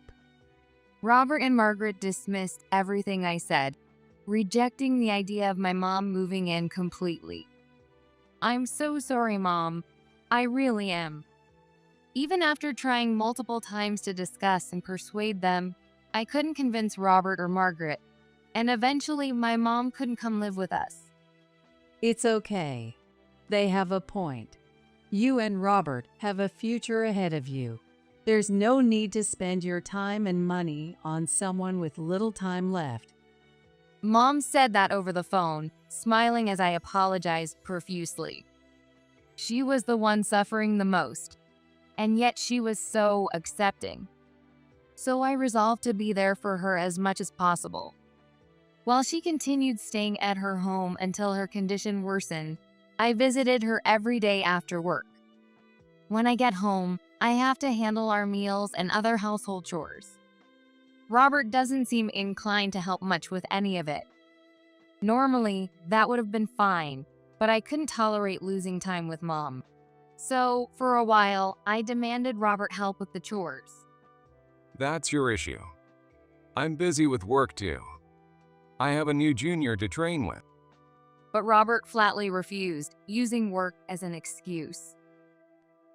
To avoid further confrontation, he started coming home late or going out on weekends, drastically reducing the time we saw each other. Honestly, his blatant behavior made me angry, but at least it meant I didn't have to think about making dinner for him if he came home late, which was a relief. Several months passed. Mom's condition finally worsened, and it became impossible for her to stay at home. 3 months left. That was the time she had left. Out of a sense of duty, I arranged for a quality palliative care facility for my mom. This way, it wouldn't place any burden on the household. Thinking it might help, I asked Robert to at least come visit her. The more people my mom could speak with before her journey to the next world, the more peacefully she could depart. I believed it would help her find calm in her final moments. But even then, Robert refused to see her. It's just so depressing, and caregiving or visiting is a waste of time. She only has 3 months left anyway, right? What did you just say? Oh, well, I didn't mean to say it like that. But it's not like I'd have much to say, and it would probably just make her feel awkward. I immediately realized that was just an excuse. I knew that the look in his eyes was the same as when he was stuck doing work, which he disliked. To him, my mom's remaining time was just another inconvenience, something he equated to a trivial task. Maybe he considered it even less than that. Margaret felt the same way. She hadn't visited my mom once. Even if I did go, I'd probably just be in the way. It's better to leave those things to the professionals. That's not the point. I just want you to meet her and chat, even if just a little. Even as I pleaded, Margaret skillfully dodged, refusing to meet her. Meanwhile, my mom's former colleagues and friends, not even family, had come to see her many times. It's okay. Don't worry about me. Just stay close to each other. After I'm gone, there'll be only your family, Amy. She said this with a smile, but it was something I struggled to accept. When we got married, Robert and Margaret had seemed happy to talk with my mom, saying we'd all be family from then on. It now felt like that sentiment was only one-sided, something my mom had only dreamed of. Then, 3 days later, I experienced this realization even more painfully. My mom was scheduled for a test the next day, so I ended our visit early that day and went home. I knew our time left together was growing short. Between daily hospital visits, work, and household chores, I was nearing my physical and emotional limits. Just as I stepped into the house, I overheard Robert's voice. Amy's really a downer, isn't she? Everything's so bleak with her lately. Yes, really. Robert was followed by Margaret's voice. It seemed they were on speakerphones. Robert hates having his enjoyment interrupted, so he often does things like multitasking. It's not unusual for him to be on the phone while playing games or watching TV. That day, it appeared to be the same. Taking out my phone, I fiddled with it and then listened in on their conversation. Then, each of them uttered something I could hardly believe. I told her, taking care of someone with 3 months to live is a waste of time. Seriously, she should just hurry up and pass on soon. Exactly. Amy's been slacking off on housework. Maybe she's just using it as an excuse. After that exchange, their laughter echoed through the living room. At that moment, I felt my blood boil. I knew my mom had been enduring the pain and hardship with a brave face, spending her remaining time with as much grace as possible. Because of that, I couldn't forgive the cruelty in their words, even if it went against my mom's wish for us to get along. How could you two be so heartless? Amy. Entering the living room with my voice raised, I saw Robert holding a game controller, his face tense. When I glared at him, he awkwardly hid the controller behind his back. How can you say such awful things? Are you really that happy my mom is dying? Calm down. Sorry, it was out of line. Yes, my words may have been too much, but Robert mentioned how you haven't been keeping up with the housework lately. They both apologized, but I felt dizzy from the vast difference in values and the rage I felt. They genuinely seemed to think their so-called apology was enough. So, how about we make it up by visiting her soon and call it even? Yes, let's do that. No point fighting over something like this. The two laughed again, but by then, I no longer cared. Fine, do as you please. What's with that attitude? Hey. Seriously, this is why people without proper upbringing act this way. I heard their voices from behind me as I turned away, but I didn't bother listening. That incident only strengthened my resolve, and soon, the inevitable moment arrived. I got a sudden call from the hospital where my mom was admitted. I knew right away what it meant. I was at work, but I quickly told my boss and rushed to the hospital. It didn't even occur to me to inform Robert, who was out on a business visit. When I finally arrived, breathless, in the hospital room, I found my mom barely conscious. Even as I called her with all my might, she couldn't respond. But as I held her hand, I felt a faint squeeze in return. Mom? Amy, please, live the way you want. She couldn't finish her sentence. A short time later, my mom passed away. She gave me one last smile before she left. I have many regrets. I wish I'd spent more time with her to the very end. I wanted to help her find more peace in her final moments. If only I hadn't been distracted by things that didn't matter. But at the very end, she was smiling. And she left me with words just for me. Mom, I'm sorry for not being the daughter you deserved. Through endless tears, I gripped her hand tightly one last time. But I'll honor your final words, I promise. And in that moment, I solidified my resolve to break away. 3 months passed. On the surface, I was living each day as if everything were normal. I devoted myself more sincerely than ever to work and household duties. Robert and Margaret seemed blissfully ignorant, even welcoming this version of me. They had no idea what was going on inside. One day, Robert brought unexpected news. Since my mom's death, I hadn't initiated a single conversation with him. He also seemed to have lost interest in me, and we rarely spoke as a couple. So when he said he had something important to discuss, I was mildly curious. Mom has cancer. According to Robert, it was a stage 4 terminal. She didn't have long to live. Honestly, the first thing that crossed my mind was simply, oh, really? It felt like divine retribution for how they had treated my mom. But beyond that, I felt nothing. My feelings toward the two of them had already moved far beyond what I could ever feel for family. The only thing holding me to them was my mom's presence. When she was alive, I maintained our relationship for her sake, so she wouldn't be saddened. But now that she was gone, Robert and Margaret were no longer family to me. Still, this was an opportunity to finally bring closure. In a way, the timing was perfect. I see. That must be tough. As I absent-mindedly muttered while thinking about my future, Robert turned red and directed his anger at me.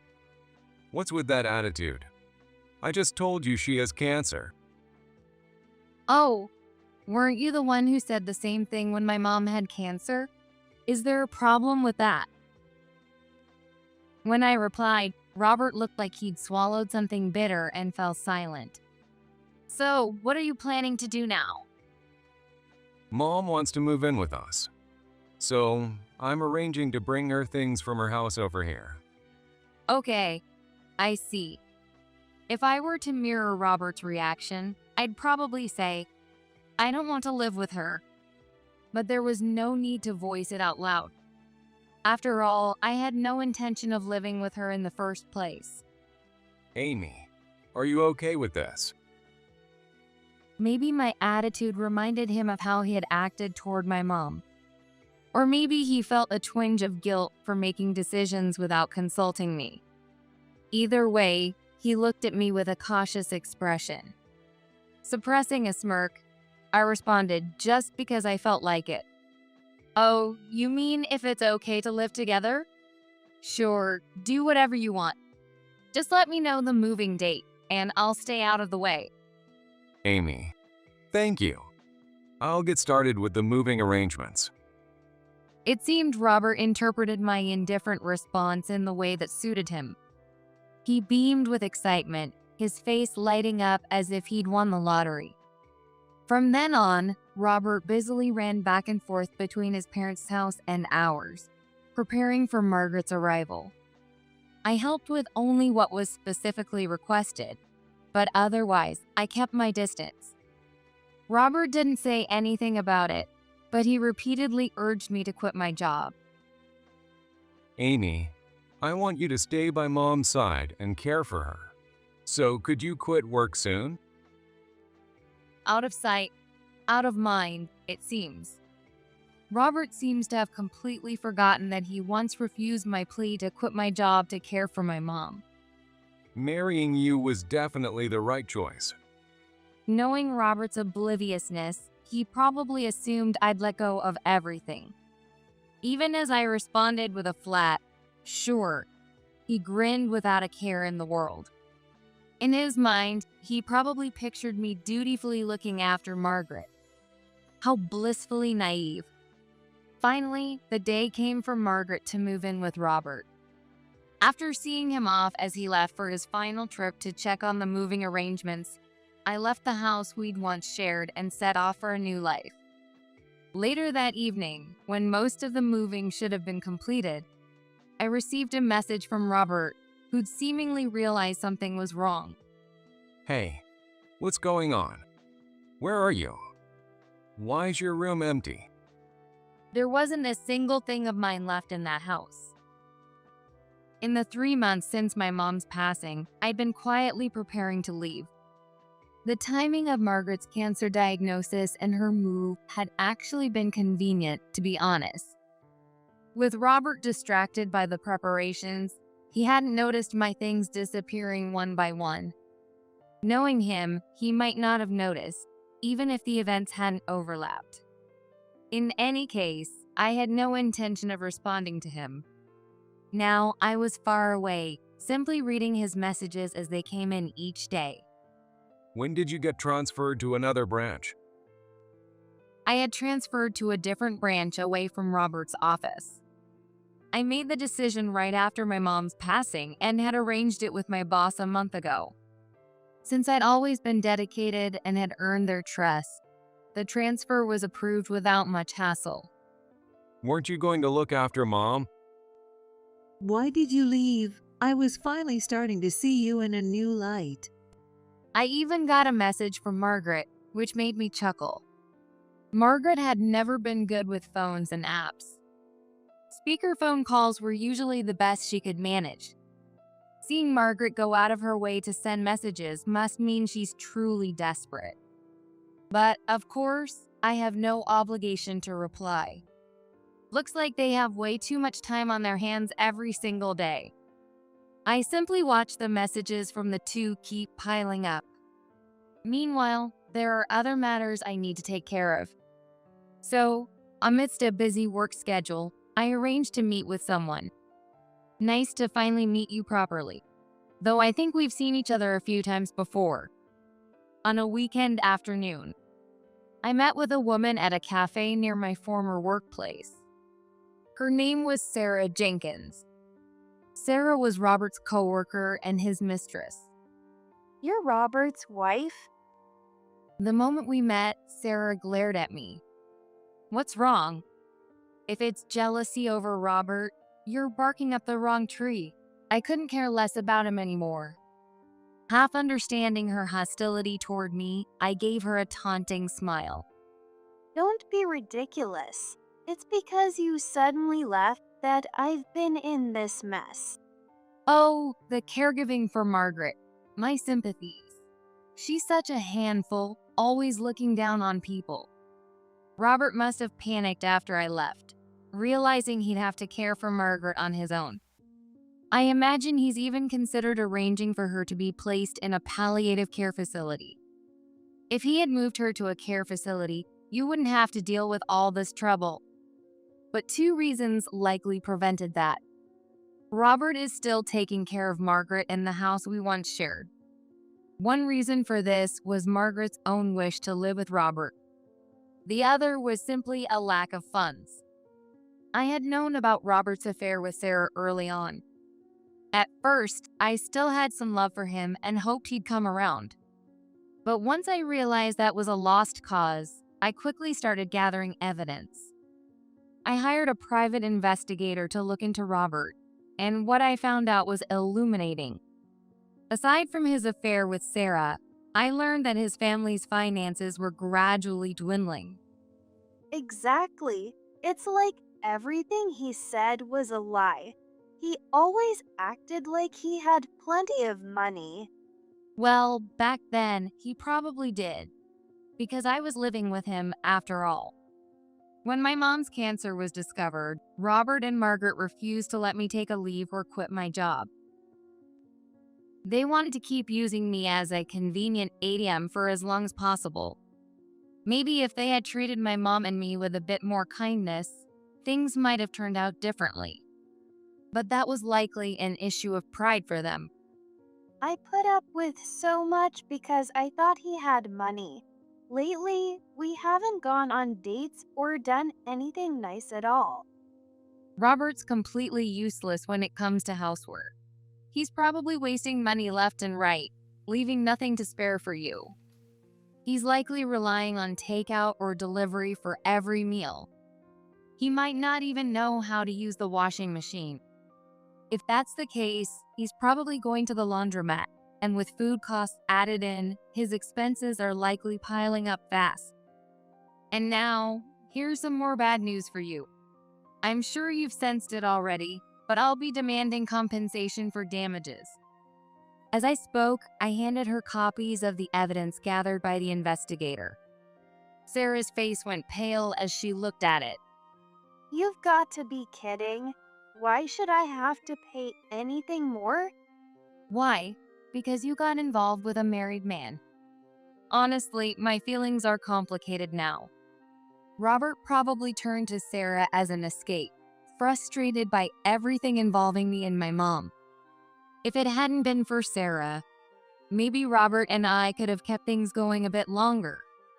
But as an adult, you need to take responsibility. And don't bother running. I've already informed your parents. You witch, you're heartless. Not a phrase you hear often these days, huh? Well, I'll be in touch again with more details later. Good luck taking care of Robert and Margaret. Perhaps my words made her think about what lay ahead. Leaving Sarah speechless, I exited the cafe. Whether she would agree to pay up willingly was uncertain. But I have plenty of evidence. If this goes to court, I won't lose. But for me, this confrontation was just a setup, a stepping stone. As if on cue, I received messages from Robert and Margaret shortly after. Amy, did you do something? My coworker, who is helping with Mom, has disappeared. What's going on? How could you do this to me? It seemed my plan had worked perfectly. The investigation had already revealed that Sarah was only with Robert for his money. She'd been flaunting designer bags and other gifts he'd bought for her, so it was quite obvious. I knew that if I hinted that there's no more money left in the family, Sarah would likely bail. And just as expected, she'd abandoned the caregiving for Margaret and fled. I don't know exactly how much care she was providing, but regardless, no one would want to look after a difficult person with no benefit in return. Not unless they were family. So I couldn't blame her for leaving. But for Robert and Margaret, this was probably the worst possible timing. With Sarah gone, Robert's burden has undoubtedly increased. Margaret also must be frustrated, living each day without things going her way. Anticipating the timing, I sent Robert the divorce papers along with a certified alimony request. I included a letter as well. This is all a consequence of your own actions. If you're suffering now, it's entirely your own doing. I don't feel sorry for you. Enjoy your time in hell. My message essentially conveyed that sentiment. I informed him that I'd left all further contact to my lawyer, advised that fighting in court would only add to their troubles, and that it'd be best for them to comply with the divorce and alimony requests. Additionally, I shared a detailed account with everyone who knew Robert and Margaret, complete with evidence. This included proof of Robert's affair and recordings of the harsh words they had directed toward my mom. One day, when I happened to come home early, I activated a recording app. I recorded the entire conversation from that time. Of course, I had nothing to be ashamed of. That's precisely why I could share the evidence without hesitation. The outcome was obvious. Anyone with a sense of decency would understand who was truly in the wrong. Is it your fault that even our relatives won't help us anymore? Why are you doing this? How could you go this far? No one will visit me. Why? Amy, please just come see me. Even if it's just you. Their messages no longer carried any anger or intimidation. I could easily picture Robert completely drained, struggling with Margaret's care, and Margaret abandoned by everyone, filled with panic. They had no one else to turn to, which is why they continued to message me. But, of course, I felt no obligation to respond. At the same time, there was nothing left for me to do. With this, I'll put an end to it. Finally, I deleted all the messages from Robert and Margaret and blocked their contacts. From here on, I'll leave all further communication to my lawyer. This was my closure with Robert and Margaret. A week after I blocked them, Margaret reportedly passed away. In the house where Robert and I once lived as a married couple. There was no one to be with her in her final moments except for Robert. Perhaps my mom wouldn't have wanted things to end this way, but I couldn't have moved forward otherwise. To live freely. It was the words my mom left for me in the end. I made these decisions of my own free will, so I have no regrets. Incidentally, after Margaret's passing, my lawyer filed the divorce papers right away. Robert has also been paying alimony monthly in installments. Since I'd blocked him, I haven't heard from him since then. 2 years flew by in no time. Hello, everyone. It's been a while. I look forward to working with you all again. After working hard at the branch office, my skills were recognized, and I was called back to my former department. And as a bonus, I received a promotion. At first, I had no intention of accepting the offer. Robert was likely still at my former workplace, and I never wanted to see him again. As for Sarah, after our meeting, she apparently fled back to her hometown. She likely wanted to sever all ties with both Robert and me. No surprise there. When I learned about this, I couldn't help but laugh slightly, feeling a tinge of pity. She'd had to rely on her parents to pay the alimony, and she'd been working nonstop to pay them back ever since. I only kept track of things for about 6 months after that incident. Beyond that, I lost interest and didn't bother to find out what became of Robert and Sarah. I also didn't know that Robert had already left the company. It was a surprise to me. I'd only heard that he had used his bonus to pay off the remaining alimony in one lump sum. It seemed that after I exposed his actions, Robert became the subject of significant criticism. He continued working for a while, but after completing his last project, he resigned voluntarily. No one seemed to know where he went after that. With Robert gone, there was no reason for me to turn down the offer. So I transferred back to my former workplace. Not much has changed in just 2 years. After work, I decided to walk around the area near my workplace for the first time in a while. I told myself it was to regain my sense of direction, but really, I wanted to revisit familiar places. I'd heard that Robert had sold the house we used to live in, likely due to financial difficulties. When I casually walked by, I saw that the lot was empty, the house long gone. Other than that, the town looked mostly the same, and the people I once knew were largely unchanged. I was genuinely happy to see that many of them still remembered me. Satisfied, I headed toward the station to go home. Amy. What? In front of me stood a man in clothes that looked like they hadn't been changed in days. For a moment, I didn't recognize him. But memory is a strange thing. The way he called my name brought his identity rushing back to me. It was none other than Robert, my ex-husband. I'd promised myself not to engage with him, but now that he was here, I wondered how I should react. Yet it turned out there was no need to worry. Oh no. As soon as he realized who I was, Robert turned pale, stumbled back, and ran off in a panic. Please forgive me. Please. He even fell as he ran, his figure quickly disappearing down the street. If he thinks I'm some kind of monster, that's just rude. But judging by his reaction, it's clear he'll never approach me again. With a faint sense of relief and satisfaction, I resumed my way home. I never saw Robert again after that encounter. And even if I did, I could easily handle it. Back at my old office, I'm now fully focused, pouring my energy into my work. I feel like nothing can stop me. There was a time when I thought my life was anything but happy. But now, I don't even have time to think about such things.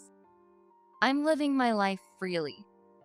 The words my mom left me in the end still drive me forward.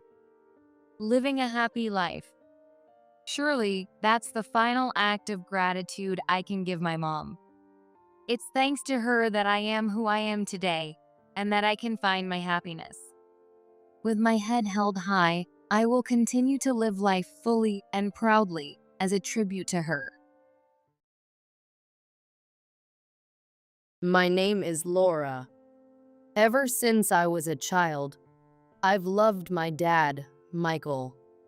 He always put our family first and put himself second. He made sure that neither my younger brother, David, nor I ever felt deprived, and he handed over his entire paycheck to my mom, Betty, a stay-at-home mom, so she wouldn't have to struggle, never complaining even when he had no spending money for himself. Thanks to my dad, David and I had fulfilling and happy lives. I thought the four of us would continue living this way forever. But fate can be cruel. The dad I adored passed away suddenly. It happened when I was a high school senior, and David had just started 8th grade. That day, Dad headed to work as usual, but he suddenly collapsed at his workplace and was rushed to the hospital. By the time David and I arrived after receiving the call, he was already cold to the touch.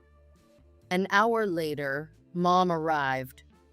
While David and I were sobbing uncontrollably, Mom seemed strangely calm. Although she was clearly shocked by Dad's sudden death, she didn't shed a single tear.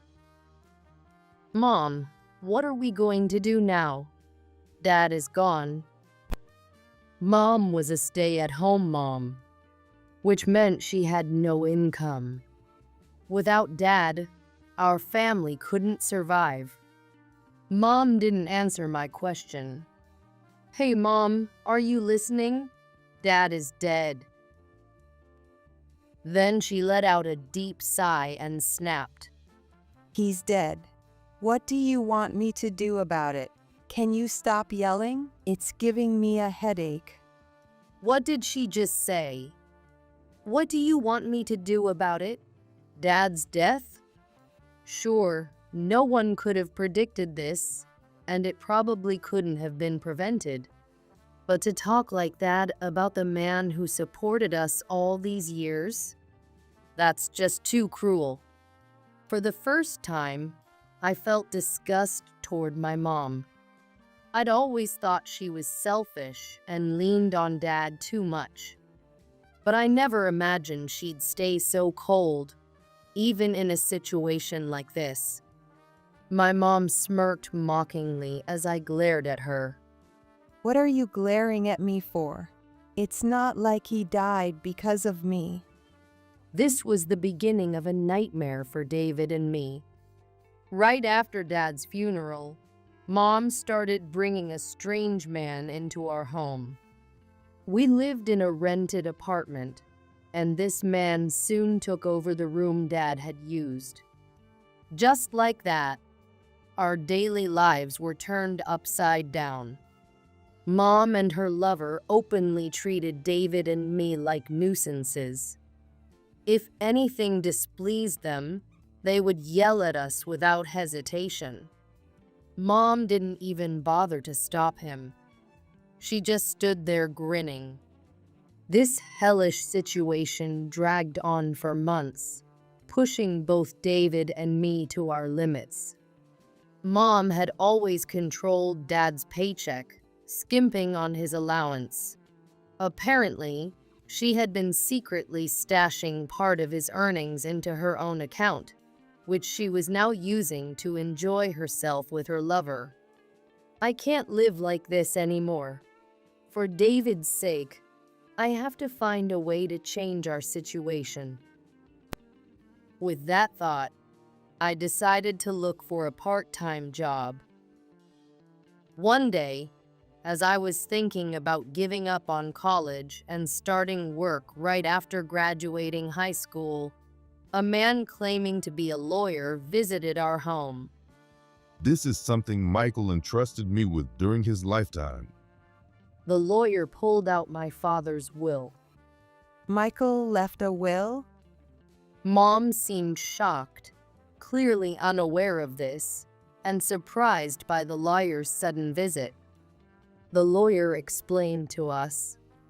"It seems Michael noticed early on that something was wrong with his health.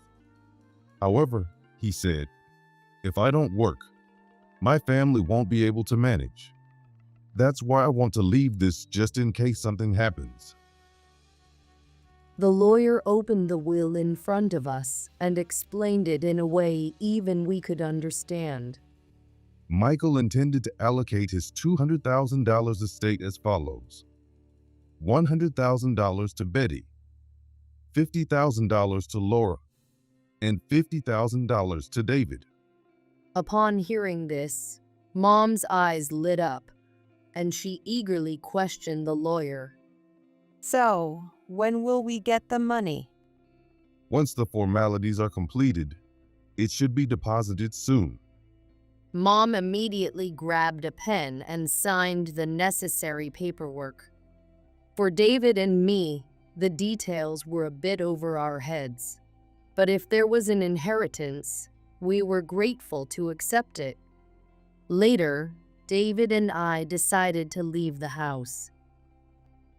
We were done being at the mercy of Mom and her lover. I began thinking about what we would need for the two of us to live on our own and what the bare minimum requirements would be. If we're moving out, we'll need to find a place to live, but will anyone rent to a high school student? While I was stressing over this, I remembered that the parents of a middle school friend owned some apartments. The next day, I visited her house and explained the situation to her parents. So, as you can see, we have my dad's inheritance, and I'm planning to start a part-time job. Could you help us find a good apartment? In response, they said, "We can't sign a formal rental contract with a high school student, but we could let you rent one of the apartments we own. You just need to pay the rent every month. How does that sound?" Yes, absolutely. That would be perfect. If anything comes up, don't hesitate to reach out to us. Though they were worried until the very end, my strong determination must have convinced them, as they ultimately decided to support us. That night, I brought up the topic with Mom. "Mom, David and I are leaving this house soon. What are you planning to do after you leave?" We'll live together, just the two of us." It was clear that Mom couldn't care less about David and me. Without even glancing in my direction, she coldly responded, "Fine, do whatever you want. I don't care what happens to you two. Honestly, it'll be better for me if you're gone. I won't have to deal with you interrupting my time with him." At that moment, any lingering feelings I had for Mom completely shattered. "All right, I get it. Thanks for everything, Mom." I delivered the words dripping with sarcasm and left the house I had lived in for so many years. Living with David on our own turned out to be much harder than I had imagined. I started my mornings delivering newspapers, then went to school, and after coming home, I worked a part-time job at a grocery store. I didn't want to touch the money Dad had left us, so I tried to cover our living expenses as much as possible with my earnings. At the grocery store, they let me take home unsold deli food, which became our dinner. David was a middle schooler and at an age where he'd want to hang out with friends, so I made sure to give him a small allowance every month. "Here you go, David. This is your allowance for the month." "But Laura, you're not spending anything on yourself." "Don't worry about me. Having fun is an important part of growing up, okay?" Even when David hesitated to accept it, I insisted on giving him his allowance. I knew we couldn't provide him with the same financial comfort as before, but I wanted to at least do this much for him. That life continued for a while, and soon the season turned to winter. My classmates were all talking excitedly about their plans for college. To me, that felt like an unattainable luxury. All I could think about was where I would work after graduation and how I could support David so he could go to college. One day, I happened to have a rare day off from my part-time job, so I was having lunch at home with David. Suddenly, the apartment intercom buzzed. Who could that be? When I opened the door, I was shocked to see my mom standing there. Mom. You don't get to call me that. Now, where's the bank book? What? Bank book? I was completely thrown off by her sudden arrival and demand. Ignoring my confusion, she barked. Hurry up and give it to me. She yelled with such anger that it was terrifying. Wait a second. Why are you suddenly asking for this?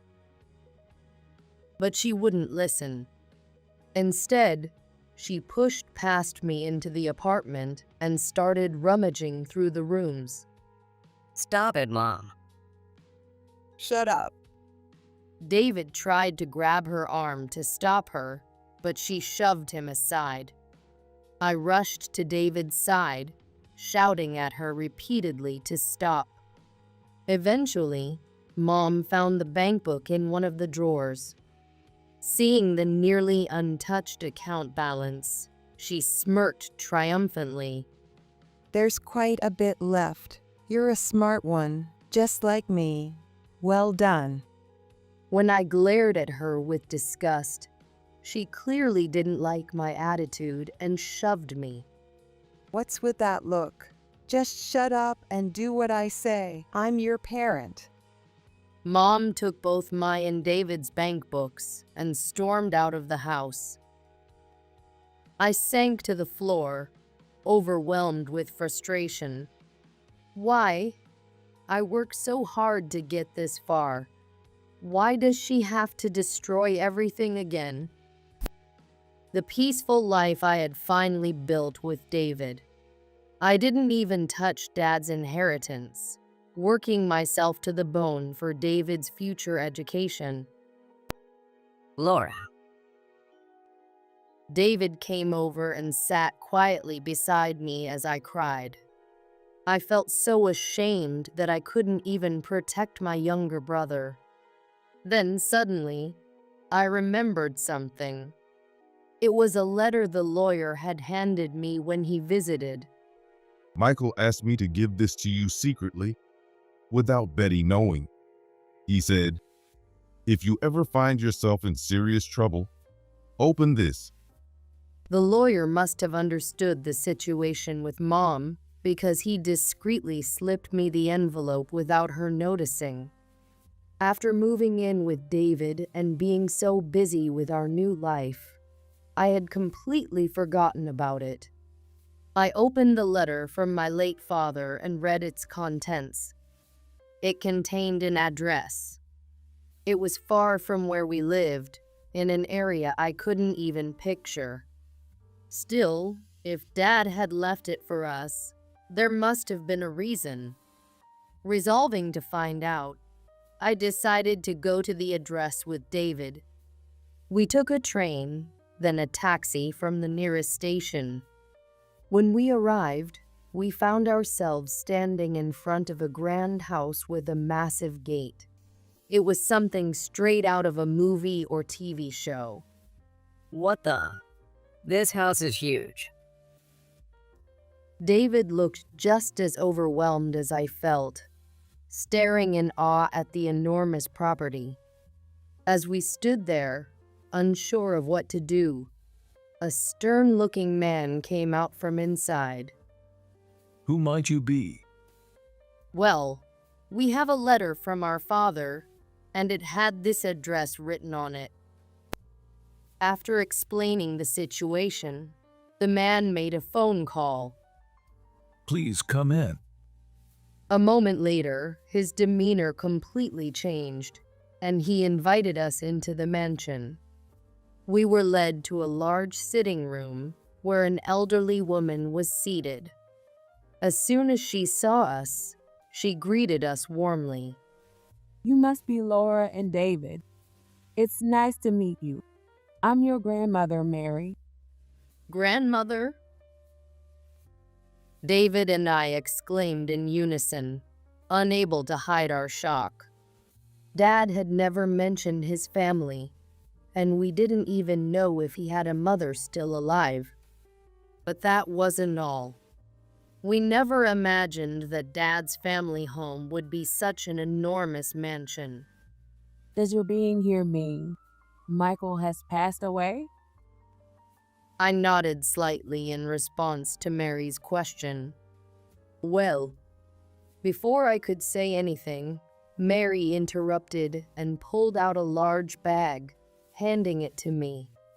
This is something Michael entrusted to me. He told me to give it to you if you ever came to see me. When I opened the bag, it was stuffed with wads of cash like I'd never seen before. Ignoring the shock on David's and my faces, Mary continued. A long time ago, Michael and I had a huge fight, and we were estranged for years. But about a year and a half ago, he suddenly showed up, left this bag with me, and disappeared. According to her, my dad's family, Mary included, was part of a mafia lineage that had been around for generations. Dad didn't want to take over and ended up cutting ties with Mary after a massive argument. Hearing that they were part of the mafia suddenly made a lot of things click. That gate. No wonder it looked like that.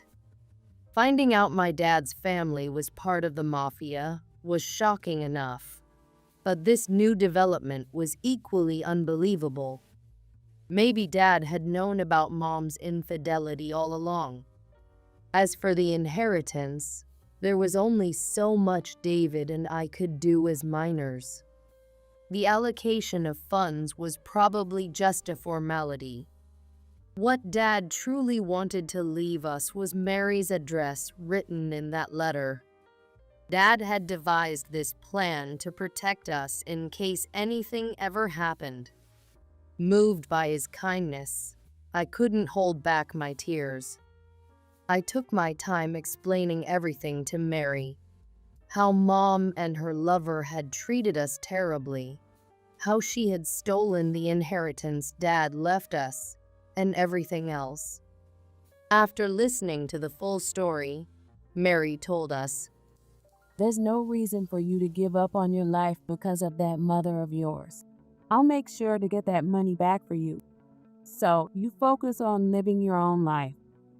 David and I gratefully accepted the bag Dad had left behind and returned to our apartment.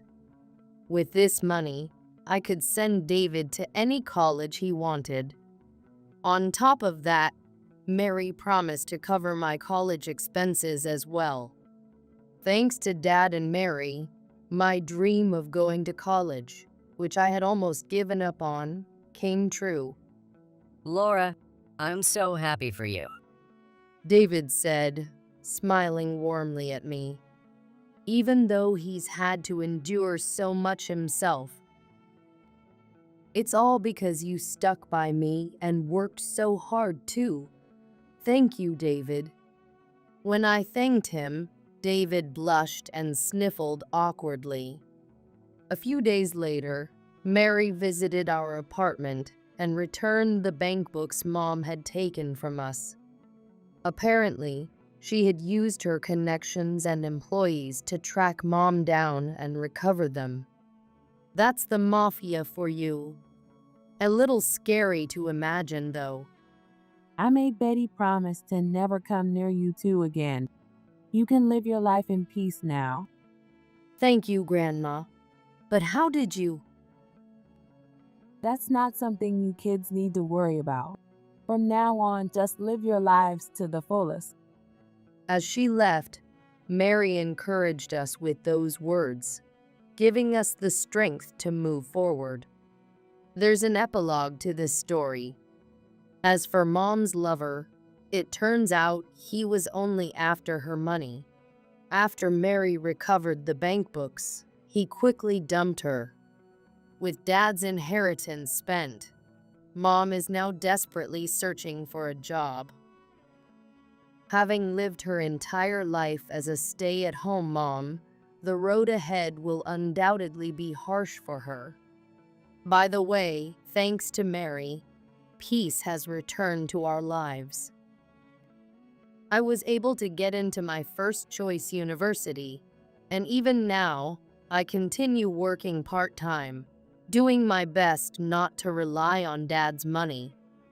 Later, I became a working adult, and David started college. Now that we've come this far, I feel like we're finally safe. My childhood was long and painful, but kind people were always watching over us. Dad's lawyer, the couple who rented us the apartment, our mafia grandmother, and of course, our beloved dad. Dad, we're heading out. Every morning, David and I speak to Dad's portrait. From now on, David and I will keep supporting each other as we move forward. Please keep watching over us from heaven, Dad. Dad's portrait seemed to smile back at us, as if offering his blessing.